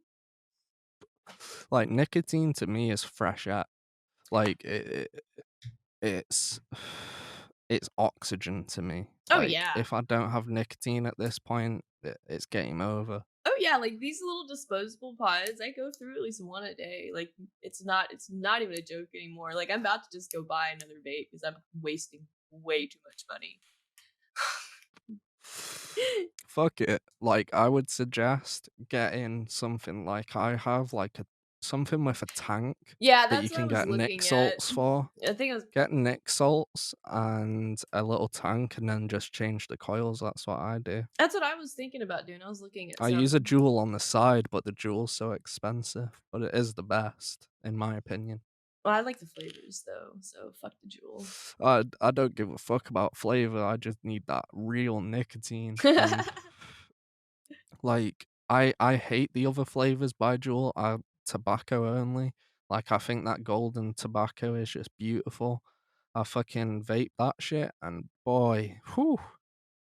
It'll hit you different sometimes, like, that shit will fuck other smokers up any day. Like, I'll pass a Juul to, like, a fucking smoker, and they will get nicky sick like hell. Like, Oh yeah, because the they're just average not used to that. cigarette. So the average cigarette only contains 16 to 18 milligrams of nicotine, anyways. No, a cigarette contains 1 milligram of nicotine. Like, I'm cigarettes don't contain no. that much nicotine at Okay. all. So here, with the way I learned it, because I worked at a vape shop, so the way we were comparing nicotines and stuff is that 16 to 18 milligrams of nicotine is equal to about one Marble Red 100. Wait, what? Yeah. That's crazy. No, that makes 0 sense. No, Like, that makes perfect sense. 18 milligrams is for a person who smokes, like, a pack of Marlboro, not, like, 1 Marlboro, No, because, that's the way like we fucking measured it and shit here. no, that's ridiculous. Because like, Marlboro only have, like, a milligram or What are just you? over a What? milligram. Have Mhm. you even looked this up at all? Because the Yeah, last time yeah. I've looked it up, when we did the research, no, it was way more Mhm. than that. A No, Marlboro only has, like, fucking no. wait, Google. I hear you typing. I'm Googling it right now. 14 milligrams Ha! per 20. Per Per 20. 20. That's probably where I Zero got point confused. 0.7 milligrams Whatever. So in by pack. each. Okay, I got it That's what I'm saying, confused. it's by pack. Like, That's still a lot I just though. no, but, like, what I'm saying is when someone hits a Juul pod, they're getting probably, I would say, like, 4 milligrams of nicotine, right? If they hit it a good couple of times, they're getting about 4 milligrams, which is like en enduring 4 cigarettes. Like, if you smoke 4 cigarettes in a row, you are a mad, mad person. Like, I mean chain smoke them end to end. Like, No. that's I disgusting. just get tired of Like, smoking after a while. oh, I'd smoke a 20 deck a day, but I never felt good about it. Like, it's not nice smoking that many cigarettes. Like, Mm-mm. with vaping, like, when I pass this shit to someone else, they will get fucked up off it, and they're like then they get, like, kinda like, "Oh, I don't like vaping," and I'm like, "No, trust me, if you do it over time, you're gonna become way more addicted to this shit than you ever were to Yeah. smoking." Like, I am so much more addicted. I tweak. Like, I'm a tweaker for nicotine 100%. Oh, 100%. I would much rather go without weed than without nicotine. Like, if I run out of weed, it's like, all right, cool. But if I run out of nicotine, I am Mhm. panicking. That's just the also, like, the withdrawal of nicotine is horrible, and it lasts a long time. Like, it will last probably a week, I would say, actually a little bit longer. like, nicotine withdrawal sucks dick, man. Like, it's probably the most addictive drug on the planet, but I guess that's why for me, it helps me stay away from everything else because I'm so addicted to this one thing. Oh, yeah, Like, I feel definitely. like it kinda helps. Keeps your mind addiction in one place. Yeah, and it's like, "Oh, I can abuse this as much as I want to." Like, I'll just abuse this and let that be my only, like, form of substance abuse.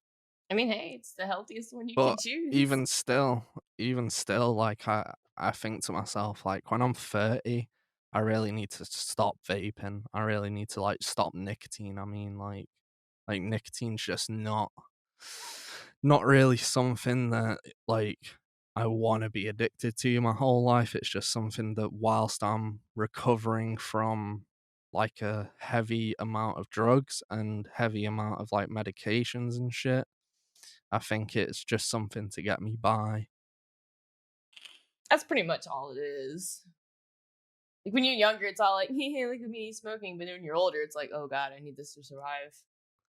Yeah, and then the thought of not being with it is just like, "Oh, fuck." It's Like, how am terrifying. I gonna get through my day? You can't. Like, I can't wake up without nicotine. Oh god. Nicotine is my morning, my midday, and my night. Like, there's never a point in my day where I'm not inducing nicotine.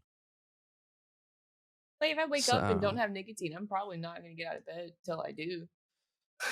I get headaches, I start shaking, I have hella anxiety, I'm, like, angry, and, ugh, I and sometimes I feel like I don't know, feel like I need to get off the Seroquel I'm taking for UK people, quetiapine.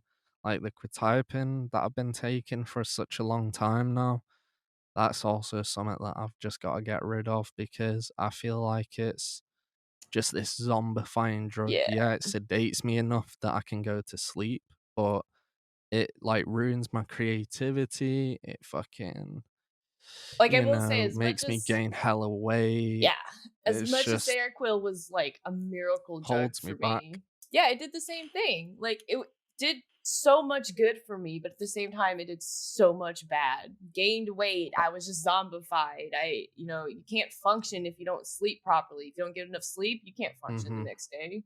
No, mhm. no, game over.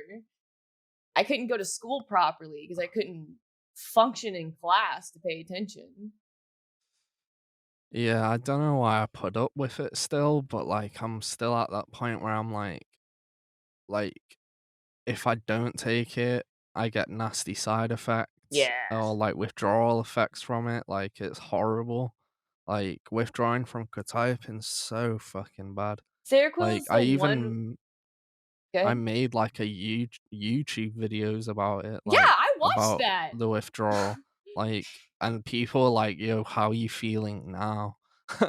And, that's, like, one of the only videos I made that people even spoke on, because, it's just a general consensus is that it's a shit drug, It's like, it's horrible. terrible. Like, the But withdrawal it from it does Seroquel. it does one thing really well, and, to a lot of people, like, it's just a massive sedative.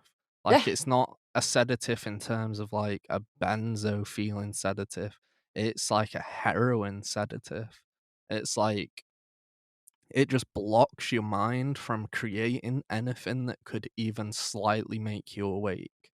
Like, it blocks your dopamine, it blocks your serotonin, it blocks, other, like, chemicals in your brain from being produced, all to, like, stop hallucinations, and stop, like, anxiety and, like, sleeplessness and stuff like that, but I don't know, like, I've been taking it so long that I'm so used to it, that I've kind of, like, accepted what it's done to my life, like, I can kinda function on it.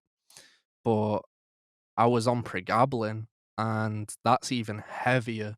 Like, pregabalin I could not function on, and it was causing me to have panic attacks because it was just so like, I would be on public transport to go to therapy or something, and I fucking like, I'd nearly be blacking out on the fucking tram, and it was just causing me fucking, like, super bad paranoia and anxiety around that because I genuinely just felt like I was, like, about to, like, fall asleep all the time.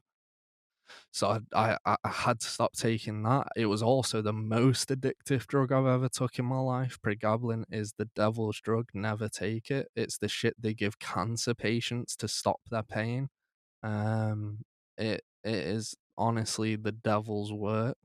It's fucking but I don't know why I accept quetiapine as like anything better because it's also I don't know. For me, it does one thing well, which is blocks the hallucination of Yeah. anything, which is cool, but it does hold me back in a lot of respects. That's why I came off of it. Like, it did its one job very well. It got rid of Mhm, my paranoia, it got rid of my audio hallucinations. It did its job very well.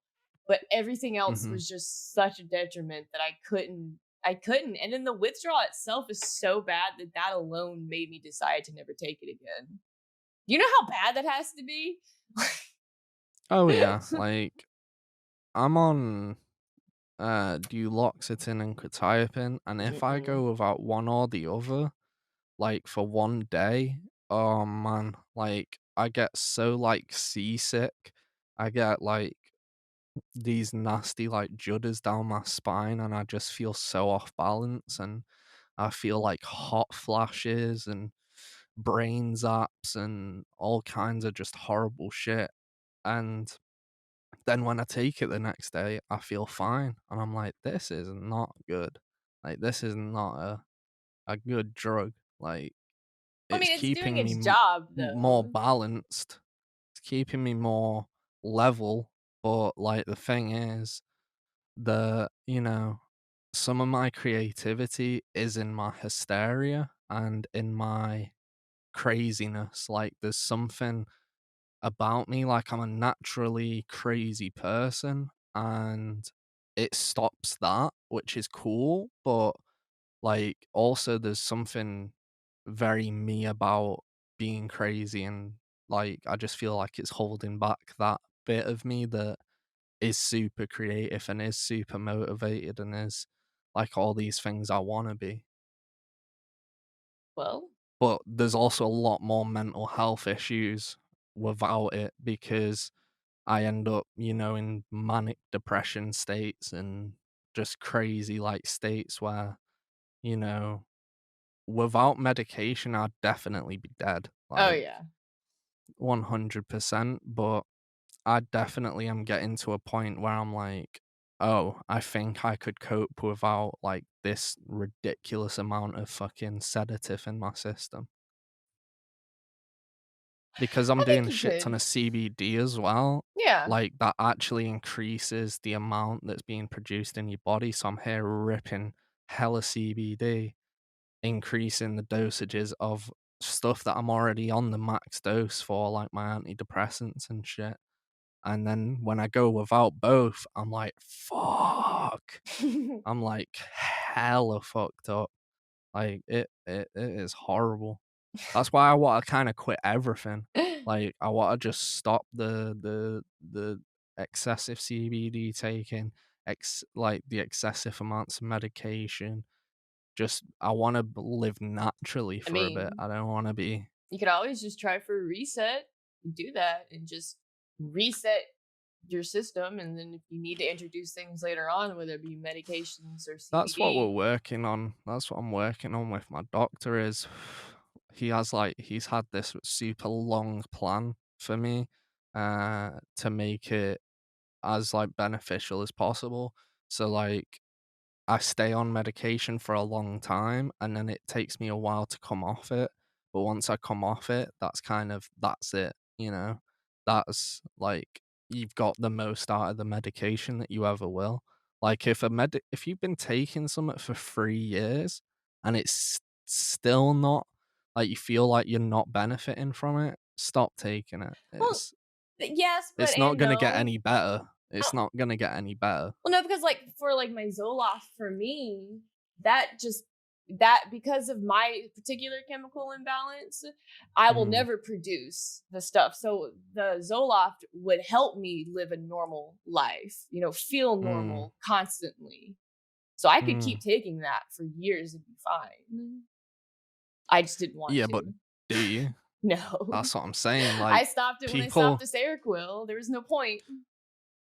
like, that's what I mean, like, people I who hated it. say, like, I would have been especially about, normal. like, chemical imbalances, there's no way to, like, check how imbalanced your brain is, you know? No, they can do, So, certain like swabs, figure out what, but they can't but get that more would just be specific. blood. That would just be, Yeah. like, 5-HTP, which is, like, the blood No, carrier of serotonin, but, one of my psychiatrists did a mouth swab. He did a genetic test for me. yeah, there's genetic, but what I mean is, like, there's no way to, like, count like, Oh, so there's no if you way to get a know how blood much. test Yeah. yeah, if you get a blood test, you know whether you're deficient in certain shit, but there's no way to check with, like, serotonin, dopamine, all that stuff, all the neurochemicals. Like, it's a guessing game, like, that's why you end up in the medication merry-go-round because you're trying to find the thing that actually helps you. Because you might not have a deficiency in certain shit, and that's why you're better off without medication. See, I think I actually lucked out pretty good in that area because I only had to go through 3 or 4 doctors before I found one that found a good combination for me that actually worked. Where I hear people See, have to go through like 10, 20. I don't even have a combination that works for me. Like, everything I take never does what I want it to do. So, like, What do you even the want it to stuff that do I've been though? on to Are you being fucking make unrealistic? me no, like, I want something that's gonna lift my mood, you know? Like, if it can lift my mood, then it's doing what it's meant to do, but, like, I've took so many things that are meant to do these things, but have never done that for me. Like, I'm in a like, my brain's in an existential crisis of, I don't really need the medication, but my brain confuses the thought of, like, it makes me think I need it, so I take it, and, like, I don't believe anyone needs the medication, I think people need help. Like, I just don't think like, medication's the easy route to go, it's like, we'll fix it with a pill, but that d again, like, my shit with drugs, my issue with drugs is that you're just sweeping stuff under the rug. The only way to actually sort shit out say if you have a chemical imbalance, there's many natural ways to, like, help boost serotonin, help boost your dopamine, help boost these chemicals, but an easy route is to go down the medication, but even someone like me who advocates for medication, I can also advocate for not using medication because I think if you can do without it, it's way, way, way Yeah, better. see, I'll advocate for people overusing medication, but there's absolutely nothing wrong with taking it if you need it.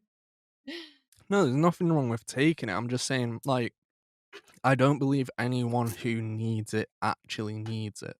I think I'm talking about mental health medication. I don't mean like if you've Yeah. got a heart defect that you shouldn't take the medication for that. Obviously, take that shit. Like I have IBS and I have to take acids and stuff like that. Otherwise, it gets uncontrollable. So yeah, like certain medications 100%, but with mental health stuff, there's no combination or pills out there that are gonna do what you could do with therapy or what you could do with, actually addressing the issues. Because it's very environment based, memory based issues, and you've got to change your outlook on life to really Yeah. fix anything. You can't just sit in your room like I have, I mean, that's and totally true I'm though. I'm using myself as like the experience of that is that I took all the medications in the world, mental health wise, and none of them really benefited me. But I always thought, oh, this next thing will work, and I'll take it, and I'd just sit there, and I'd be like, why do I not feel any better? Like, and I was just thinking, it's an easy route to go. I'll just take the medication, and it will make me better. But in reality, I needed to do so much work, and I the only reason I'm still on medication is because 'cause I'm still doing that work, and, like, I think the only time you should be taking medications is if you're actively going to therapy. Like, if you're not going to therapy, you shouldn't be taking mental health medication because it isn't gonna do anything. Like, it's not gonna help you to a point where it's worth all those side effects and also the possible chance that it's actually doing the reverse Yeah. of what it's meant to be doing. Like, it could be giving you too much serotonin or too much dopamine and fucking up your receptors. Do you know what I mean? So it's really about trying to live, like, naturally. Like, your brain will look after you. Like, your brain's this com mad, like, biochemical fucking computer that, you know, does have the ability to repair itself. Like, we we assume that once we have, like, an issue in our head, that that's it, like, it'll always be there, but I do believe in some of the science behind kind of like how your how your body can repair itself the same way the mind can also repair itself. It's not a lost cause. It's just a long process. I mean, it's never lost cause. I've never thought like a lot of people be like, "Oh, that person's a lot." I've never thought anybody's ever been a lost cause. Oh, I thought I've been a lost cause so many times. But Like you're not though. See? I've said to people so many times, "Don't bother, like, I'm done for." Do you know what I mean? I can't exist past this. But, like, I guess I just like to prove myself wrong. Like, I just put myself in a position that I'm like, "Oh, I can't get out of this," and then I do, and then I'm like, "Oh, cool." I I just think I wish other people kind of felt the strength to do that as well because, like, I just wish that for people. I don't fucking I don't know. Like, some people just don't feel they have the strength, but they do have it. Everyone's born the same way. Everyone's fucking, got the same parts. We've all got organs and shit. Like, we all have the same ability to do stuff. It's just you've got to feel like you do. If you don't have confidence in yourself, you're never going to be able to really get past anything. Like, you need confidence in that area. I have confidence in my judgment on mental health and I have confidence in my means of like repairing myself. And that's the only reason why I'm at where I'm at. Like, I would have never even been able to quit drugs properly without having that mentality of like, oh, I really do think like I'm gonna fail at doing this, but I'm gonna put like 100% effort into this anyway because I know that, the there's a secret recipe in that struggle. There's a massive learning point that everyone comes to at a point where, you've you've struggled with it for so long that you kind of find these little like things that help you deal with it on a day-to-day basis. Yeah. Those become your new addictions, your new vices. Exactly.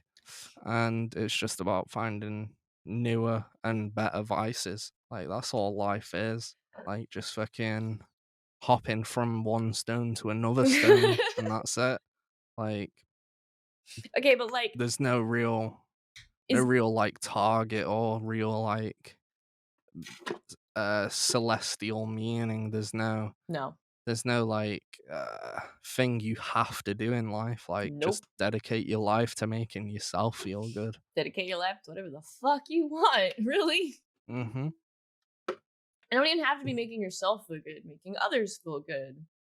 I mean, if you want to dedicate Yeah, your but I always life to say, making yourself feel bad, I mean, sure, I support don't know. you. I think as much as other people matter, there's a person that always matters more, and it's yourself. Like if you spend too much time worrying about other people, then you're not gonna worry about yourself because you just don't have time for that. And I think, you know, I've been the victim of caring about everyone else and neglecting myself. So I kind of had to reverse the role a little bit and be like, okay, like I need to look after myself more than I need to look after other people. Like they need to look after themselves, you know? Yeah. Like I just accepted at a point, like I can't change anyone's like position. So I got to change my position and hope that they see something beneficial in that, because I think that's a way better way of getting people to do better things with their life, is to show them that there is something better to do. Mm.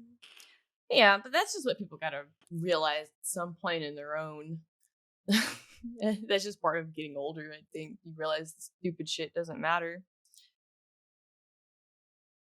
Yeah, I think like getting older and shit like that, I've just kind of come to terms with the fact that, you know, I can I can really only change the things I can change, and everything else is meaningless. Like if I can't change it, then I just let it be. That's pretty much. I mean, even now, that's what I have to remind myself all the fucking time. Like, why am I stressing over this when there's literally nothing Mhm. I can do at this moment in time to change it? Mhm.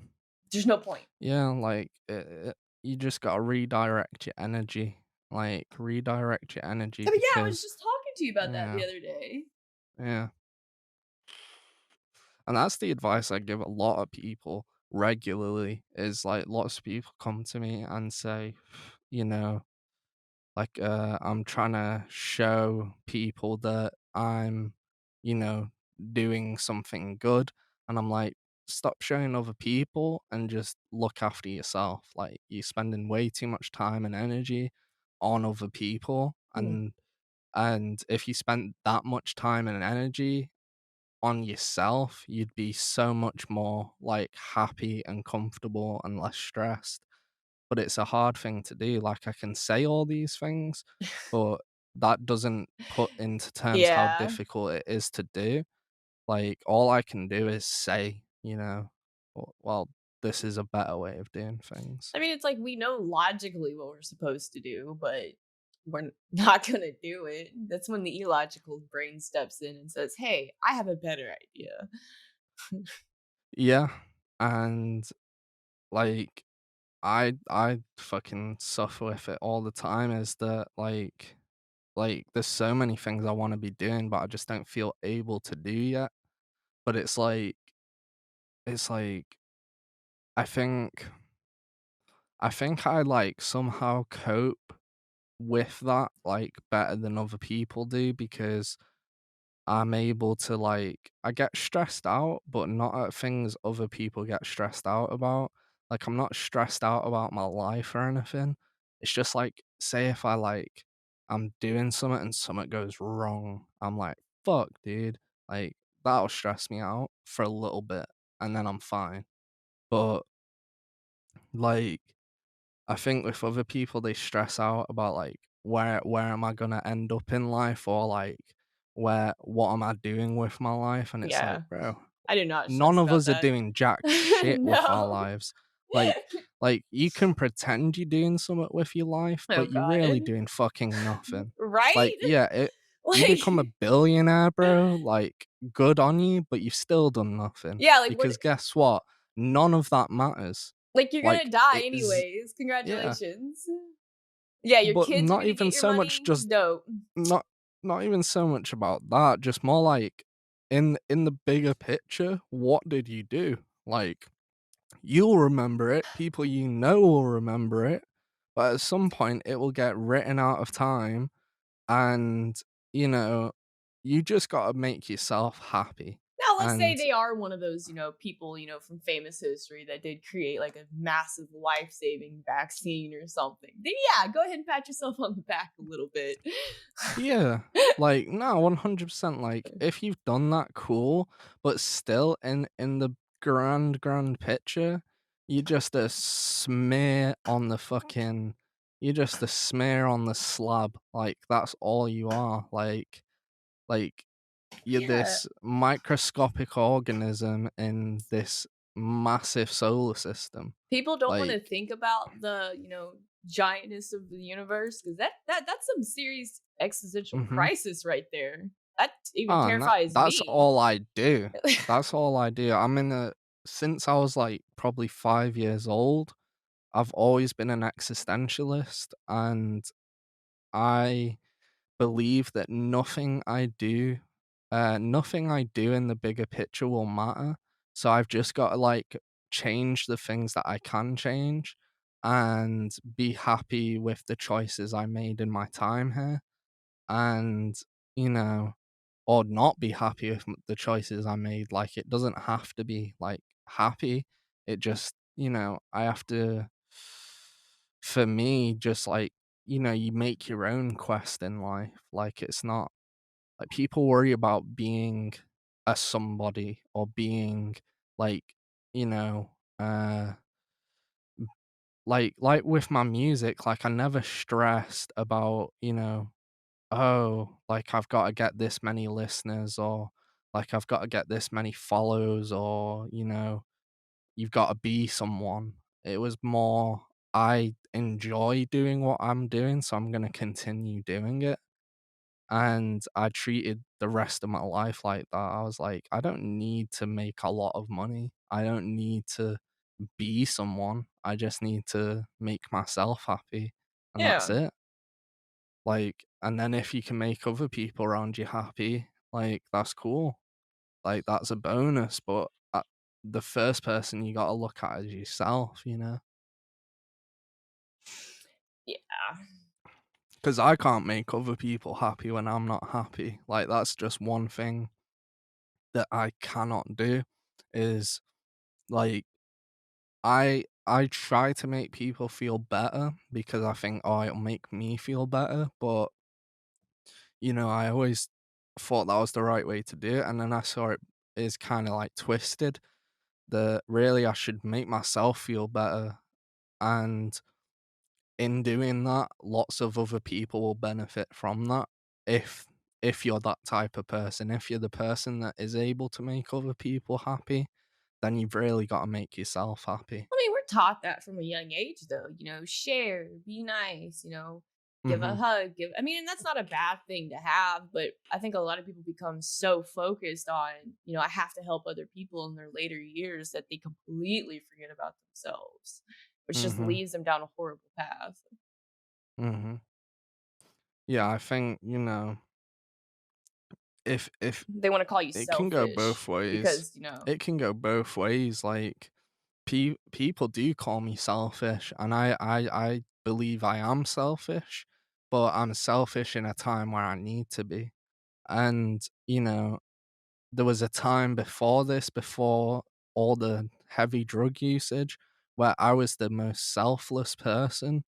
Like it doesn't sound very selfless to ever say you're selfless, but I'm not saying I am. I'm saying the old me, like when I was, you know, 16, 17 years old. I was working at a supermarket, like just doing what I needed to do to earn some money and like make myself feel like I'm doing something. And then by doing that, I would spend all my money on other people because that would also make me happy to see them happy, you know? And I just did everything for other people because I was able to. And I think once I'm able to do that again, I'll be doing that. Like, you know, this next this next year when I go on this course to do counseling and, learn how to um do like not psychotherapy but hypnotherapy. You learn to do hypnotherapy and counseling and get your qualifications done in that. Like, it's kind of late for me to be doing these things, but I feel like once I'm able to be selfless again, that's like the path that I'm going down anyway. Because I do believe that there's times in your life where you need to be very selfish and you need to do everything for yourself. Otherwise, you can't do shit for anyone else, Oh you know? yeah, 'cause you physically can't. Physically, mentally, financially, you can't do Mhm. anything, which Mhm. in turn will just make you feel worse about yourself, and then it's just a vicious cycle. Mhm.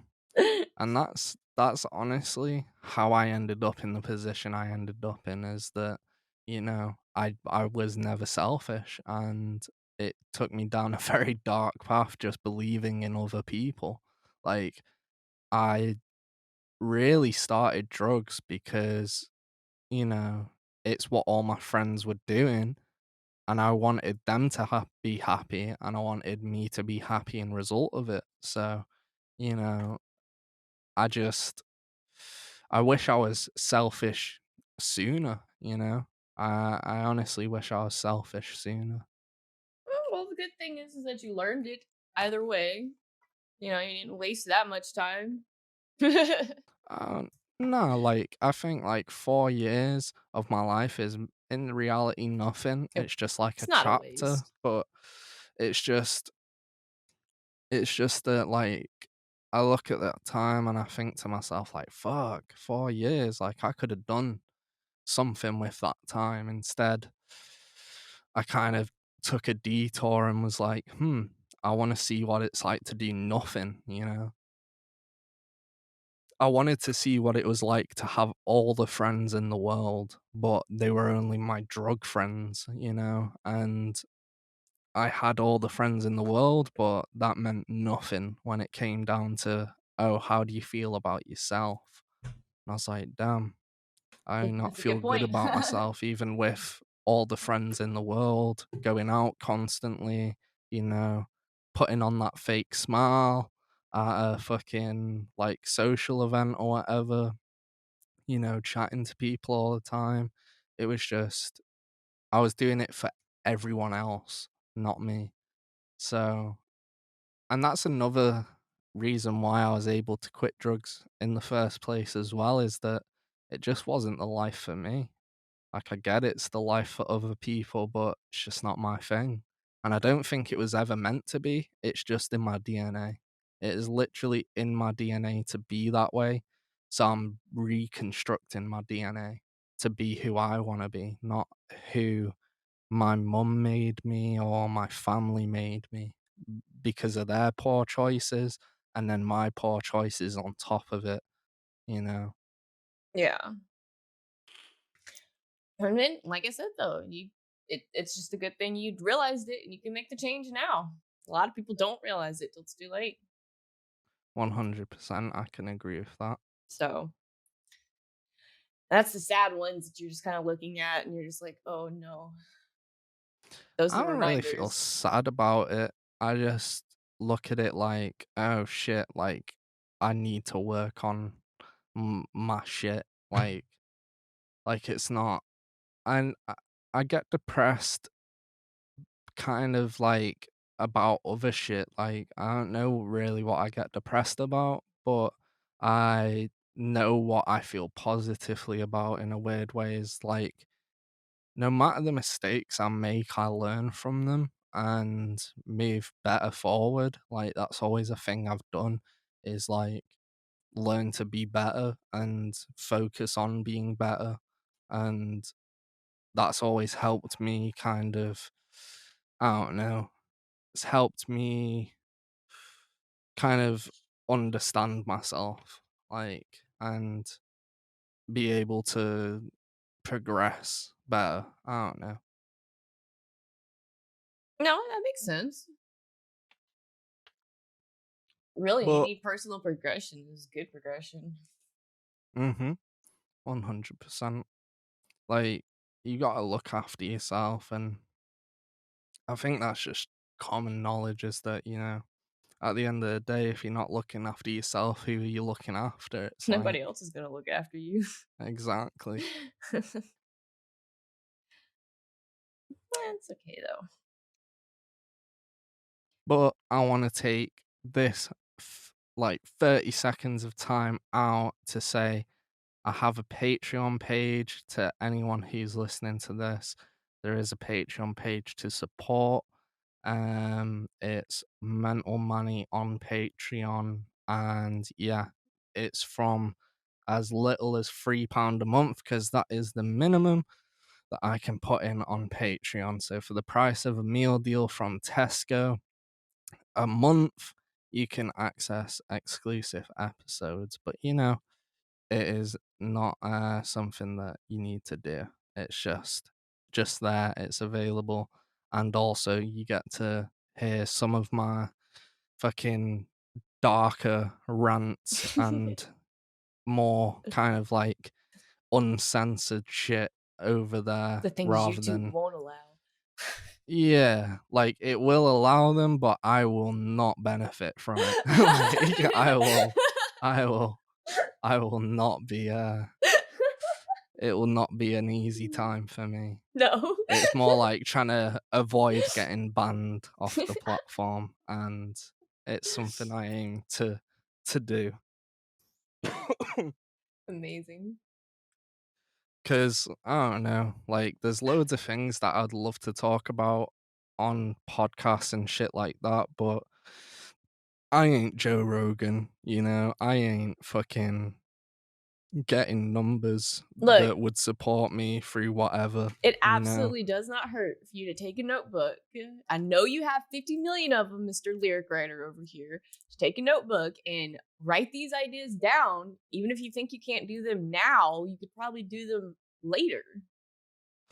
I just keep them mentally stored. Oh, yeah. I Mental Manny. I I keep everything up in the dome, like, especially if my lyrics as well, there's so much shit that I don't write and that I'll just end up writing at a different point.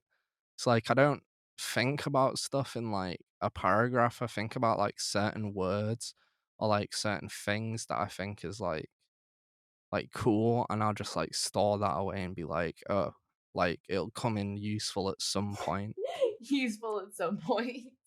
Yeah, like whether that's through a song or like speaking to someone or whatever, like that's kind of just how my brain works. Is like, oh, build up all these weird little things and just put them into the back of your mind and just let them come out at some point. It reminds me of like just random useless facts that are oddly appropriate at random times. Mm-hmm. That's exactly how I think, like how kind of like my dad thinks, like he knows random shit about stuff that is completely meaningless, but like has a meaningful time at some point. Like like he tells me about like the history of a building and I'm like, I really don't give a fuck. And he's like, well, it's history and it's good to learn. And I'm like, I really don't care, but like it's cool at the same time. Like like personally, I don't give a fuck about the history of a building, but some people do, and that's cool. Like I think all that type of shit, like weird knowledge, is cool. See, I really do like Not that necessarily weird. that. Not in a way that I'm uh like against weird knowledge or anything, but like I just think at the same time like I'm just not into it. Like I have weird knowledge of certain things, but it's not like I'd ever rant about them or like I could rant about like photography stuff, like but like, I think just there's, like, weird things that I know about photography that I don't think anyone would actually care, that I just, I know, but just never say, because it's kinda like, "Well, that's kinda fucking nerdy," or "That's kinda," Ah, I have a you know. passion. Yeah, I don't know, I just don't feel passionate about shit anymore, like, I don't have, like I could talk about, like, how I write lyrics and stuff, but, like, those are all passions, I guess, but I just I don't really I share I share knowledge that I think should be shared rather than just, like, saying to someone like, "Oh," like, if I shared with someone, like, how to change, like, like a filter in a camera, like, I don't think anyone would really benefit from that, like, they can Google that shit, whereas, like, and I think that's the difference, like, in today's generation, we don't need to share as much information with each other because we've got all the information we need on the internet, so it's kind of That's true though, but it's see, I was actually thinking about this exact thing the other day because I was actually gonna just like ask somebody a question. And I was like, wait, why would I ask somebody? I could just fucking Google it. This is the yeah, simplest question.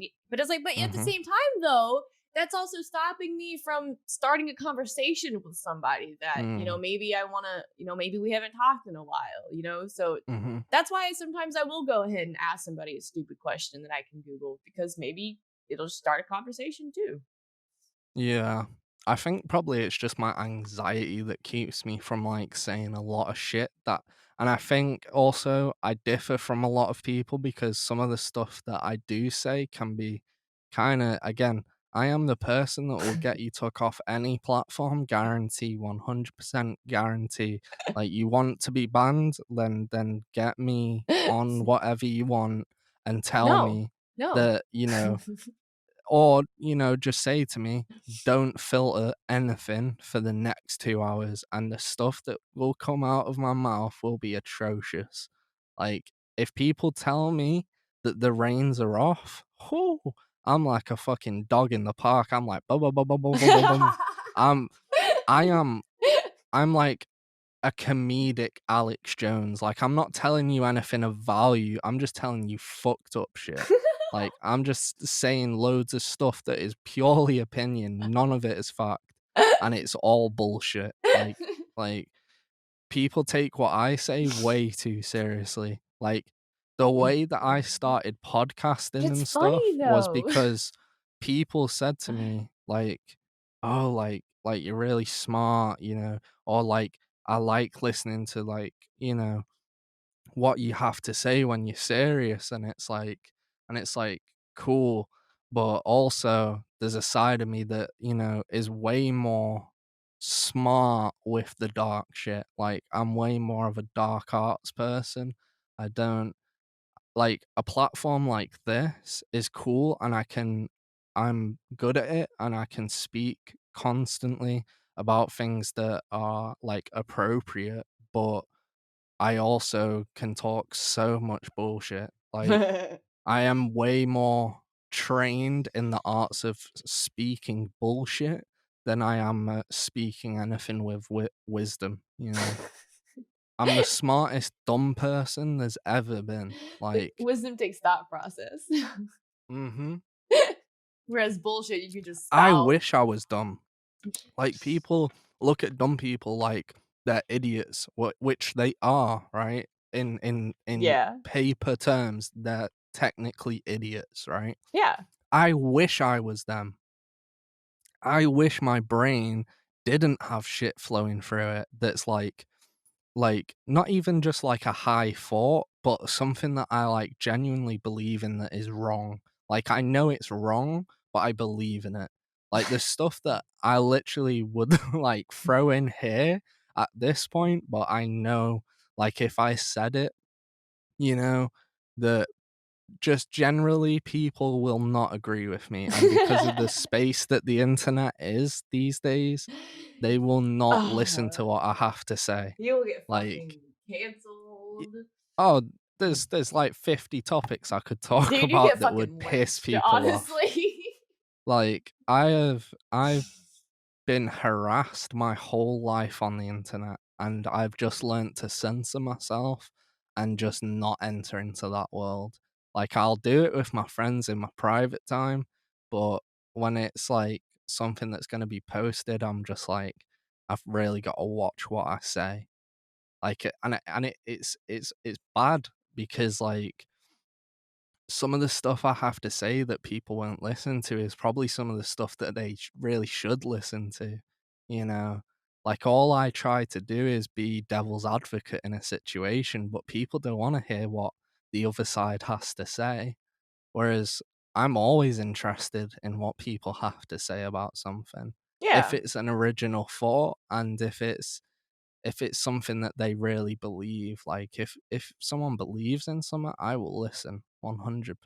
just can't be regurgitated bullshit that they're just repeating back I'm to you. Exactly. I'm the only person that in my religious studies class in college that paid attention.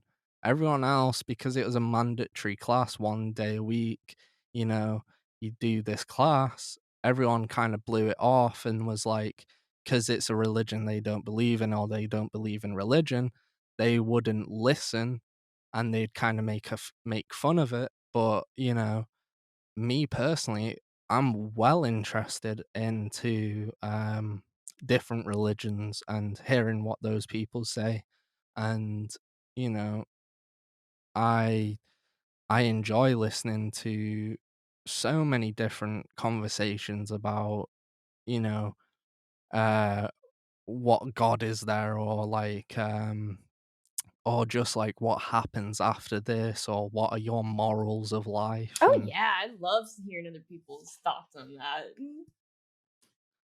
and I have like hella strong opinions about what I think as well, and it's just a shame that the internet doesn't really allow the room for a real conversation to ever happen.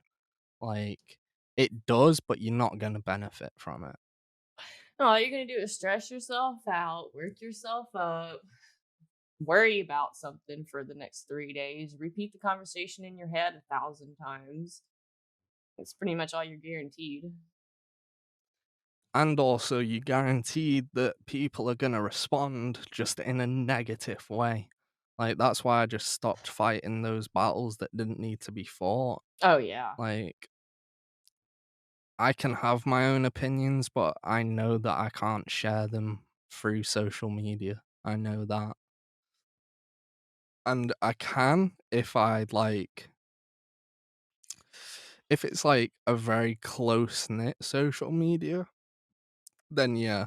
But like, I've had stuff taken off Instagram because of what was said in it, and I can't remember what was said that was so bad. Like, I get that people get their stuff taken down off Instagram because of nudity and like those issues, and oh, it showed a nipple. Like that I want to again, talk like about that. I believe that, if it shows a nipple, who gives a fuck, Like whatever. Like they shouldn't be like removed from Instagram. My I just shit didn't think, even like no, I speaking on know that, like they it's doesn't even something. show anything, and people still had an issue with it. Mhm. And it's almost to the point that if I Well, post it's anything else that Instagram somebody reports and finds offensive, I could have my account deleted well, that's what I'm saying. Like for bullshit. my Instagram posts only get removed if someone reports it. So, people have reported posts wherever I've posted on social media, and I've been banned from Facebook so many times, and it's just this like, if someone doesn't want to hear that, they can stop you from saying it. It's like, why are you able to stop me from saying what I want to say? I don't know. People are just they want to control. They want control over everything. Or they just don't want to hear what other people have to say. And it's like, okay, you live in your little bubble, but Yeah, allow other people their little bubbles, go you back to know? your echo chamber of fucking bullshit then. Don't step Yeah, out your echo and chamber and be mad because somebody disagreed with you. yeah, I think that people today just can't handle, they can't handle someone even really, like, having an opposing opinion to them. Like, if you have an opposing opinion, it's always deemed as wrong, even though we're all talking about opinions. So, it's like, And I think it's what people again, forget. just Opinions can't be wrong because they're an yeah, opinion. It's yeah, facts that can be wrong. and people forget that, you know, a lot of life is opinion. Yeah. A whole lot of it, more than people really look into, is that a lot of the shit that we experience is opinion. And, you know, uh, Like that's I how just don't think laws you can were live formed. balanced. I don't think you can be balanced if you can't accept others' opinions. Or maybe not accept them, but like at least listen to Tolerate. them and be like, yeah, like just because I support something that someone else clearly doesn't support, then, you know, getting attacked for that just removes the purpose of the whole conversation. It's like, it's fucking stupid. Yeah. Because then you take out the ability to even listen because then people immediately shut their ears down. 100%. And, you know, there was a point in my life where I was probably like that, but I fucking, I got past the whole thinking like, oh, well, if, if, uh, if I don't believe what you believe, then you're wrong. It's more, I just kind of got past the bit in my maturity where I was like, do you know what? Like, I'm neither right nor wrong, and same to the other person. Like, they're not wrong and they're not right. So, you know, we're all trying to figure out what is right and what is wrong. And there's no way to do that without having those opinions. Yeah. Everybody just it just goes back to what we said earlier. Everybody just wants to be right all the time. You know? They can't be wrong. Can't accept it. Yeah. And I think like that's kind of how humanity has devolved through the means of social media and just so many things that we've kind of like put ourselves into so many different boxes and categories that we're so divided and we're so I just relate a lot of the world's issues to a point of that we can't get along with each other and people don't allow the room to get along with someone else. That's pretty much all it is. If we would just be able to shut the fuck up and get along with each other for more than fucking an hour, a lot of shit would Mhm. probably calm the fuck down. But we Oh, can't. 100%. We can't.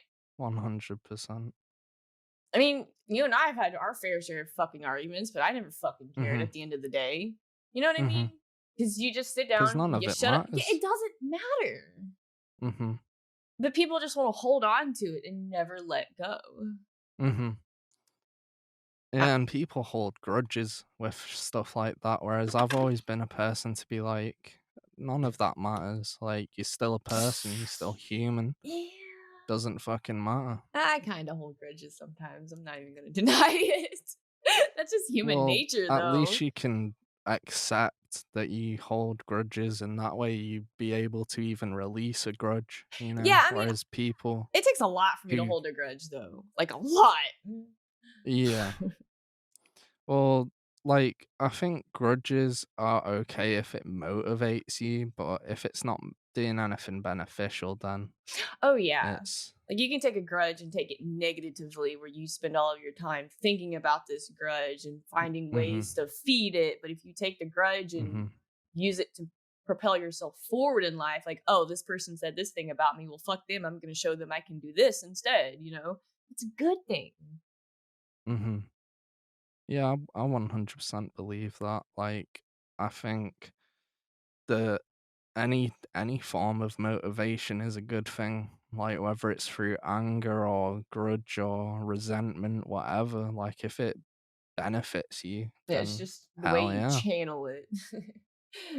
Yeah. Don't go Like beating some people up with a bat now. yeah, nah. Like there's good ways to do things and then poor ways to enact that type of shit. Like to get back at someone or to, you know, do something that makes someone else feel bad. It's like, well, I Yeah. I just don't understand that kind of thinking is that like I get it to like improve yourself, but to rub it in someone else's face is kind of like takes the meaning out of Yeah, it doesn't what do you've done. anything. It just takes away what Yeah. you did because you just made somebody else feel bad. There is no point in that. Yeah, I agree with that. Uh, I just see people just trip me out now because this is the shit that I sit back and I just watch. Just watch it. Mhm. Don't say anything. It's funny though. That that's the best way to handle things though, is to just sit back and, you know, let let things play out the way they're gonna play out, you know? Oh yes, because sometimes they're just gonna play out great. And it's like Mhm. those are situations you can see a mile away, but for some reason the other people can't and they won't listen to you. So it's just like, Mhm. all right, where's the popcorn? Mhm. Yeah, life is a movie. Life is just one big movie. Ah, it really You is just though. sit there and watch. You can either be the main star, the director. No, I want to be the main anime character, which Oh, I I think wanna you be might the be. How you dress? You might be the main I anime wa character. Nah, I wanna be the villain. I always wanna be the villain. That's the best way. That still lines up with the way you dress. Yeah, true. And I'm about to hopefully, like, with some Christmas money, I'm about to make it hella. I'm switching shit up. Like this next year, I'm switching shit up on people. Ooh. Like there's many words in that sentence that I wanted to exacerbate, but uh, I'm switching up on you folks, like don't ever think that for 1 second I'm gonna push you like up onto the pedestal. I'm taking that shit. I'm taking that. Like it's motivation season. Like it's not no games anymore. Like my 24th birthday, Oh. coming up the next year. I think to myself, once I'm 24, bro, like I'm gonna show people what the fuck's up with being 24 years old. People be looking at me like, "Are you really 24 or are you like 164 years old?" I'm like, "Bro, you might not know. You might not know. Bitch, I'm a But vampire. when you're dead and I'm greeting you at the pearly gates, don't be fucking surprised. Do not be surprised." When you pray on your deathbed of something better, a better place, and there's just me there holding a ticket out, Y- yeah, like that's how I'm switching up on you. Like I'm not gonna be human no more. Fuck this stupid state, this fucking biological shell. Fuck this shit. I've traveled the astral planes, but I'm about to manipulate the astral planes. I'm switching it up on people. And that all came from a conversation of clothing. Like, I'm switching it up that far, clothing wise, basically. So are we And talking just clothes or personality. like everything? No, I'm switching up on people for sure. And I'm switching up myself. I'm not gonna be as like chiller dude. I'm not gonna be the dude that well, this is all he say, she say at the moment till it happens, but Yeah. that's what's in the It's works. goals. You're having Is goals. kinda it's not a goal because I know it's gonna happen, but like I I see it and I'm like, yes, that has to happen. So I'll do Yes. everything in my power to make it happen. And I think I think it'll be a new chapter in my life. I think I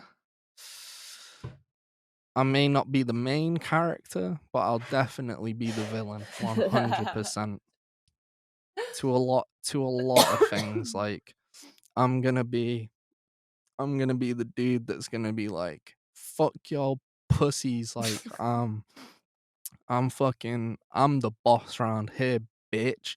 You get me? Like I'm the big boss. I'm the big boss. I got I'm weightier than Rick Ross. Do you know what I mean? Like it's not a game at this point. Like I always said it from the start. Like people know me, people who know me and know what some of my lyrics mean. Like when I go, I'm the big boss, fat personality, Rick Ross. You get me? Like fucking a lot of my shit has been captured underneath all these medications. Once those chains are off, I am not guaranteeing anybody's safety. Nobody's safe. You get me? Because I will be shining.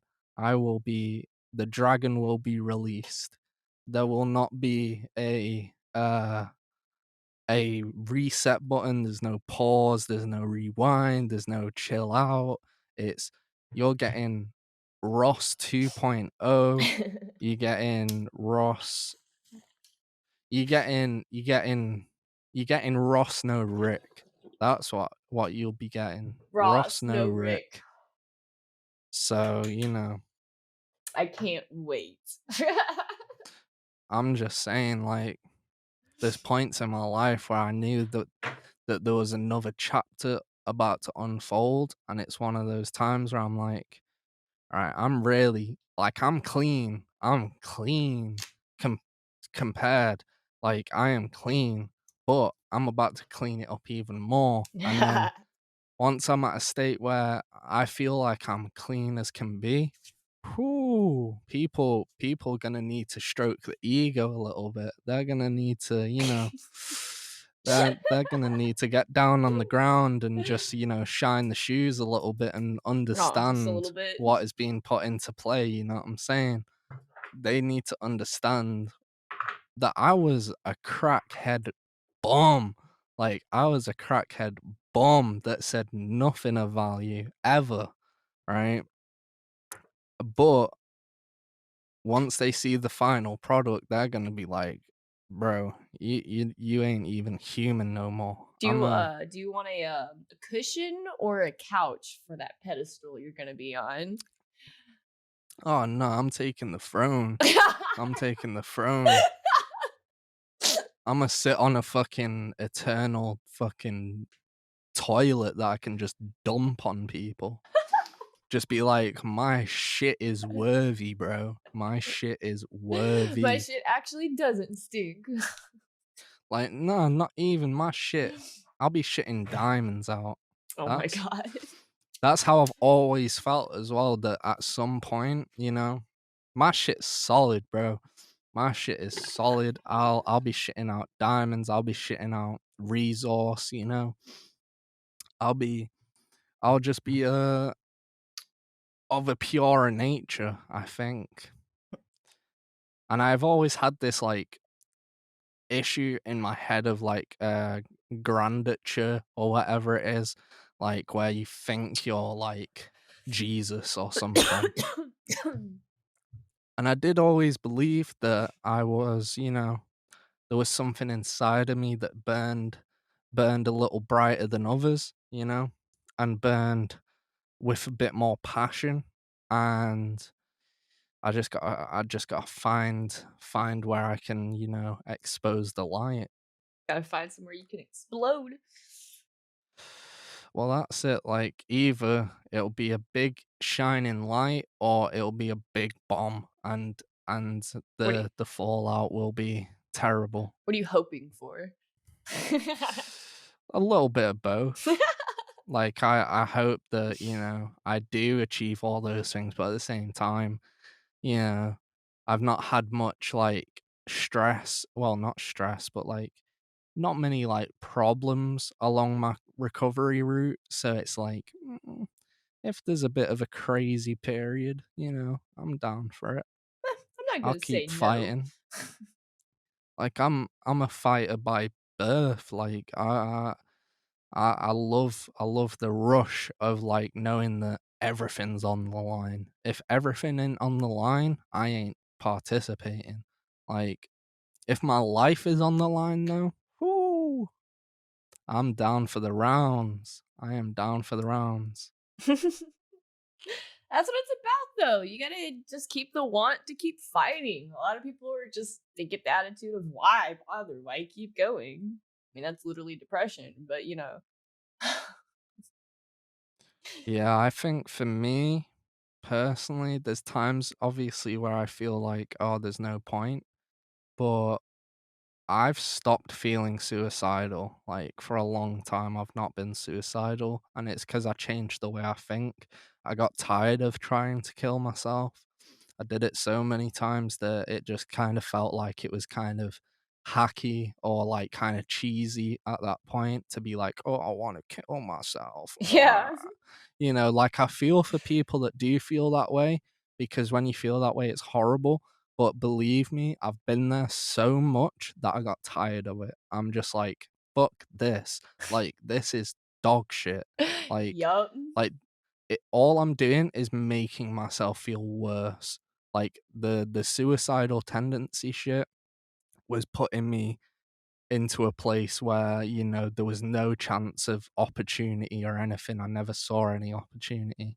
Whereas once I stopped all that and said, you know what, instead of purely focusing on leaving this earth, I'm gonna focus on how I can like implant my name into the gravestone when I die. Like I wanna do things with my life that make people wanna visit my grave and be like, "Well, he's dead, but he was cool.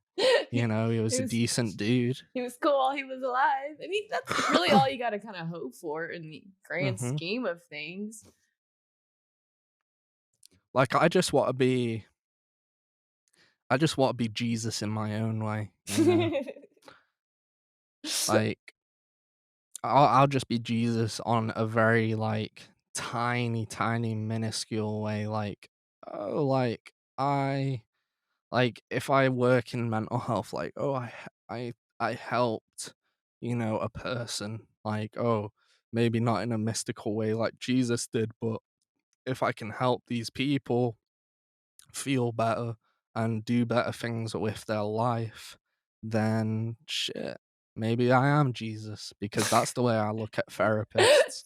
That's the way I look at people who work in mental health. I'm like, you guys are fucking of a different realm. Like you weren't born, you were made, you know? Like there was no mistake of you being on earth. Yeah. I love healers, like people who heal other people, like they have my similar mindset, which is like, you know, and people wouldn't presume that of me because of like the person I portray that I am. They wouldn't presume that I want to help anyone, but in reality, I want to help everyone. Like I want to help as many people as I can, That's all but you wanna do is help people. yeah, like it gets kind of confusing because of all my dark humor and everything that some people get the wrong idea, but everything that I do, all I do is try to either help myself or help someone else. It's not it's a two-way road for me. Like I could never feel okay without other people there. Like if I was just completely alone, like fuck. Like I can't survive without other people. Like they're essential to my well-being. Yeah, that's what I've come to realize as well. And that fucking sucks. Like I'm antisocial, but I need some sort of like friendships Yeah! and relationships just to get by. God, it's the most Like, confusing shit ever. Like, you're so exhausted all the time from just being social, but if you don't do it, you just feel like you're dying. you know, or I just lose whatever the purpose was. Like I lose like the thought of like, oh, this is why I'm doing this. Mhm. Because other people remind me, like, of where I was because I forget where I was and where I am. Like, I just need that reminder of, like, you're doing more than you think. And it really helps because, like, when I'm doing shit, once I realize that I'm doing more than I think and what I'm thinking is already crazy, it's like to think like a drug addict would ever like for the first 3 years of his sobriety would like own that and just like not touch anything. Like that's crazy. Like the chances of that happening were so low Like, and I never thought it was gonna be possible, but I did it and then got to the other side and was like, well, I'm having like a bit of a hiccup, but I proved to myself that 3 years wasn't that much of a stress. So if I'm aiming for 6 years next time, well, this time, then it's nothing. yeah, I Like, mean, and you did so much better than most people even dream of doing anyway. So it's like, even if you have little slip mm-hmm, ups, who cares? You did great. mm-hmm. You're doing great. That's all that But matters. I do it for other people. That's where my motivation lies is I'm getting better and always trying to do better for other people. Because when I'm at my best, it helps people way better than when I'm at my worst. So In a it's way, it's that's both like selfish and selfless, depending on how yeah, you look at it. Mm. 100%. That's that's how I live my life on that borderline. That's how I live it. Damn straight. Right there on that fence. Always, I've always been between the black and the white. Like I'm just like that gray zone person. And the gray zone can be sometimes a good place to be because you see both sides. Damn straight. I don't necessarily support or hate anything. I just see things for what they are and just put my opinion out there. That's all I do. That's all you can do. It's not like you can. And, I mean, again, like you can force anybody to change anything. What are you gonna do? Put a gun to their head? Yeah, that'll work out real But it well. and it's kind of reproduced itself in my life in many ways. Like I've been a lazy person, I've also been an athlete. I've been a drug addict, but I've also been sober. Like I've always been in both sides of the picture to be the messenger for anyone who is stuck in one side. If you're stuck in one side, I can help. Like tell you about the other side or like show you the other side and just kind of be that devil's advocate on everything. Yeah, not many people want to be devil's advocate. Some people have to do it.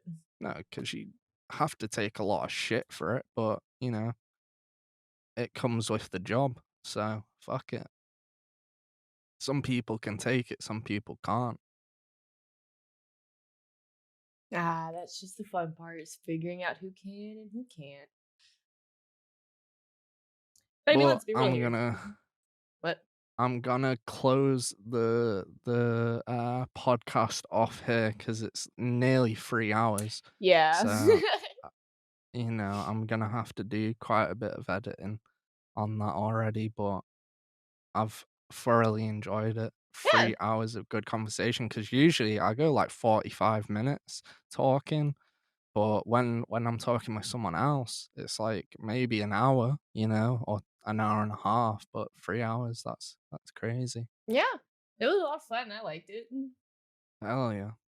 Well, I'll have you on again. Oh, heck And yeah. like I'm always looking for more guests and more people that want to like interact with it and just be a part of it if they enjoy that type of shit too.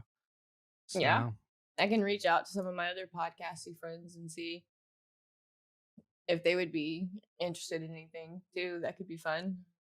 hell yeah.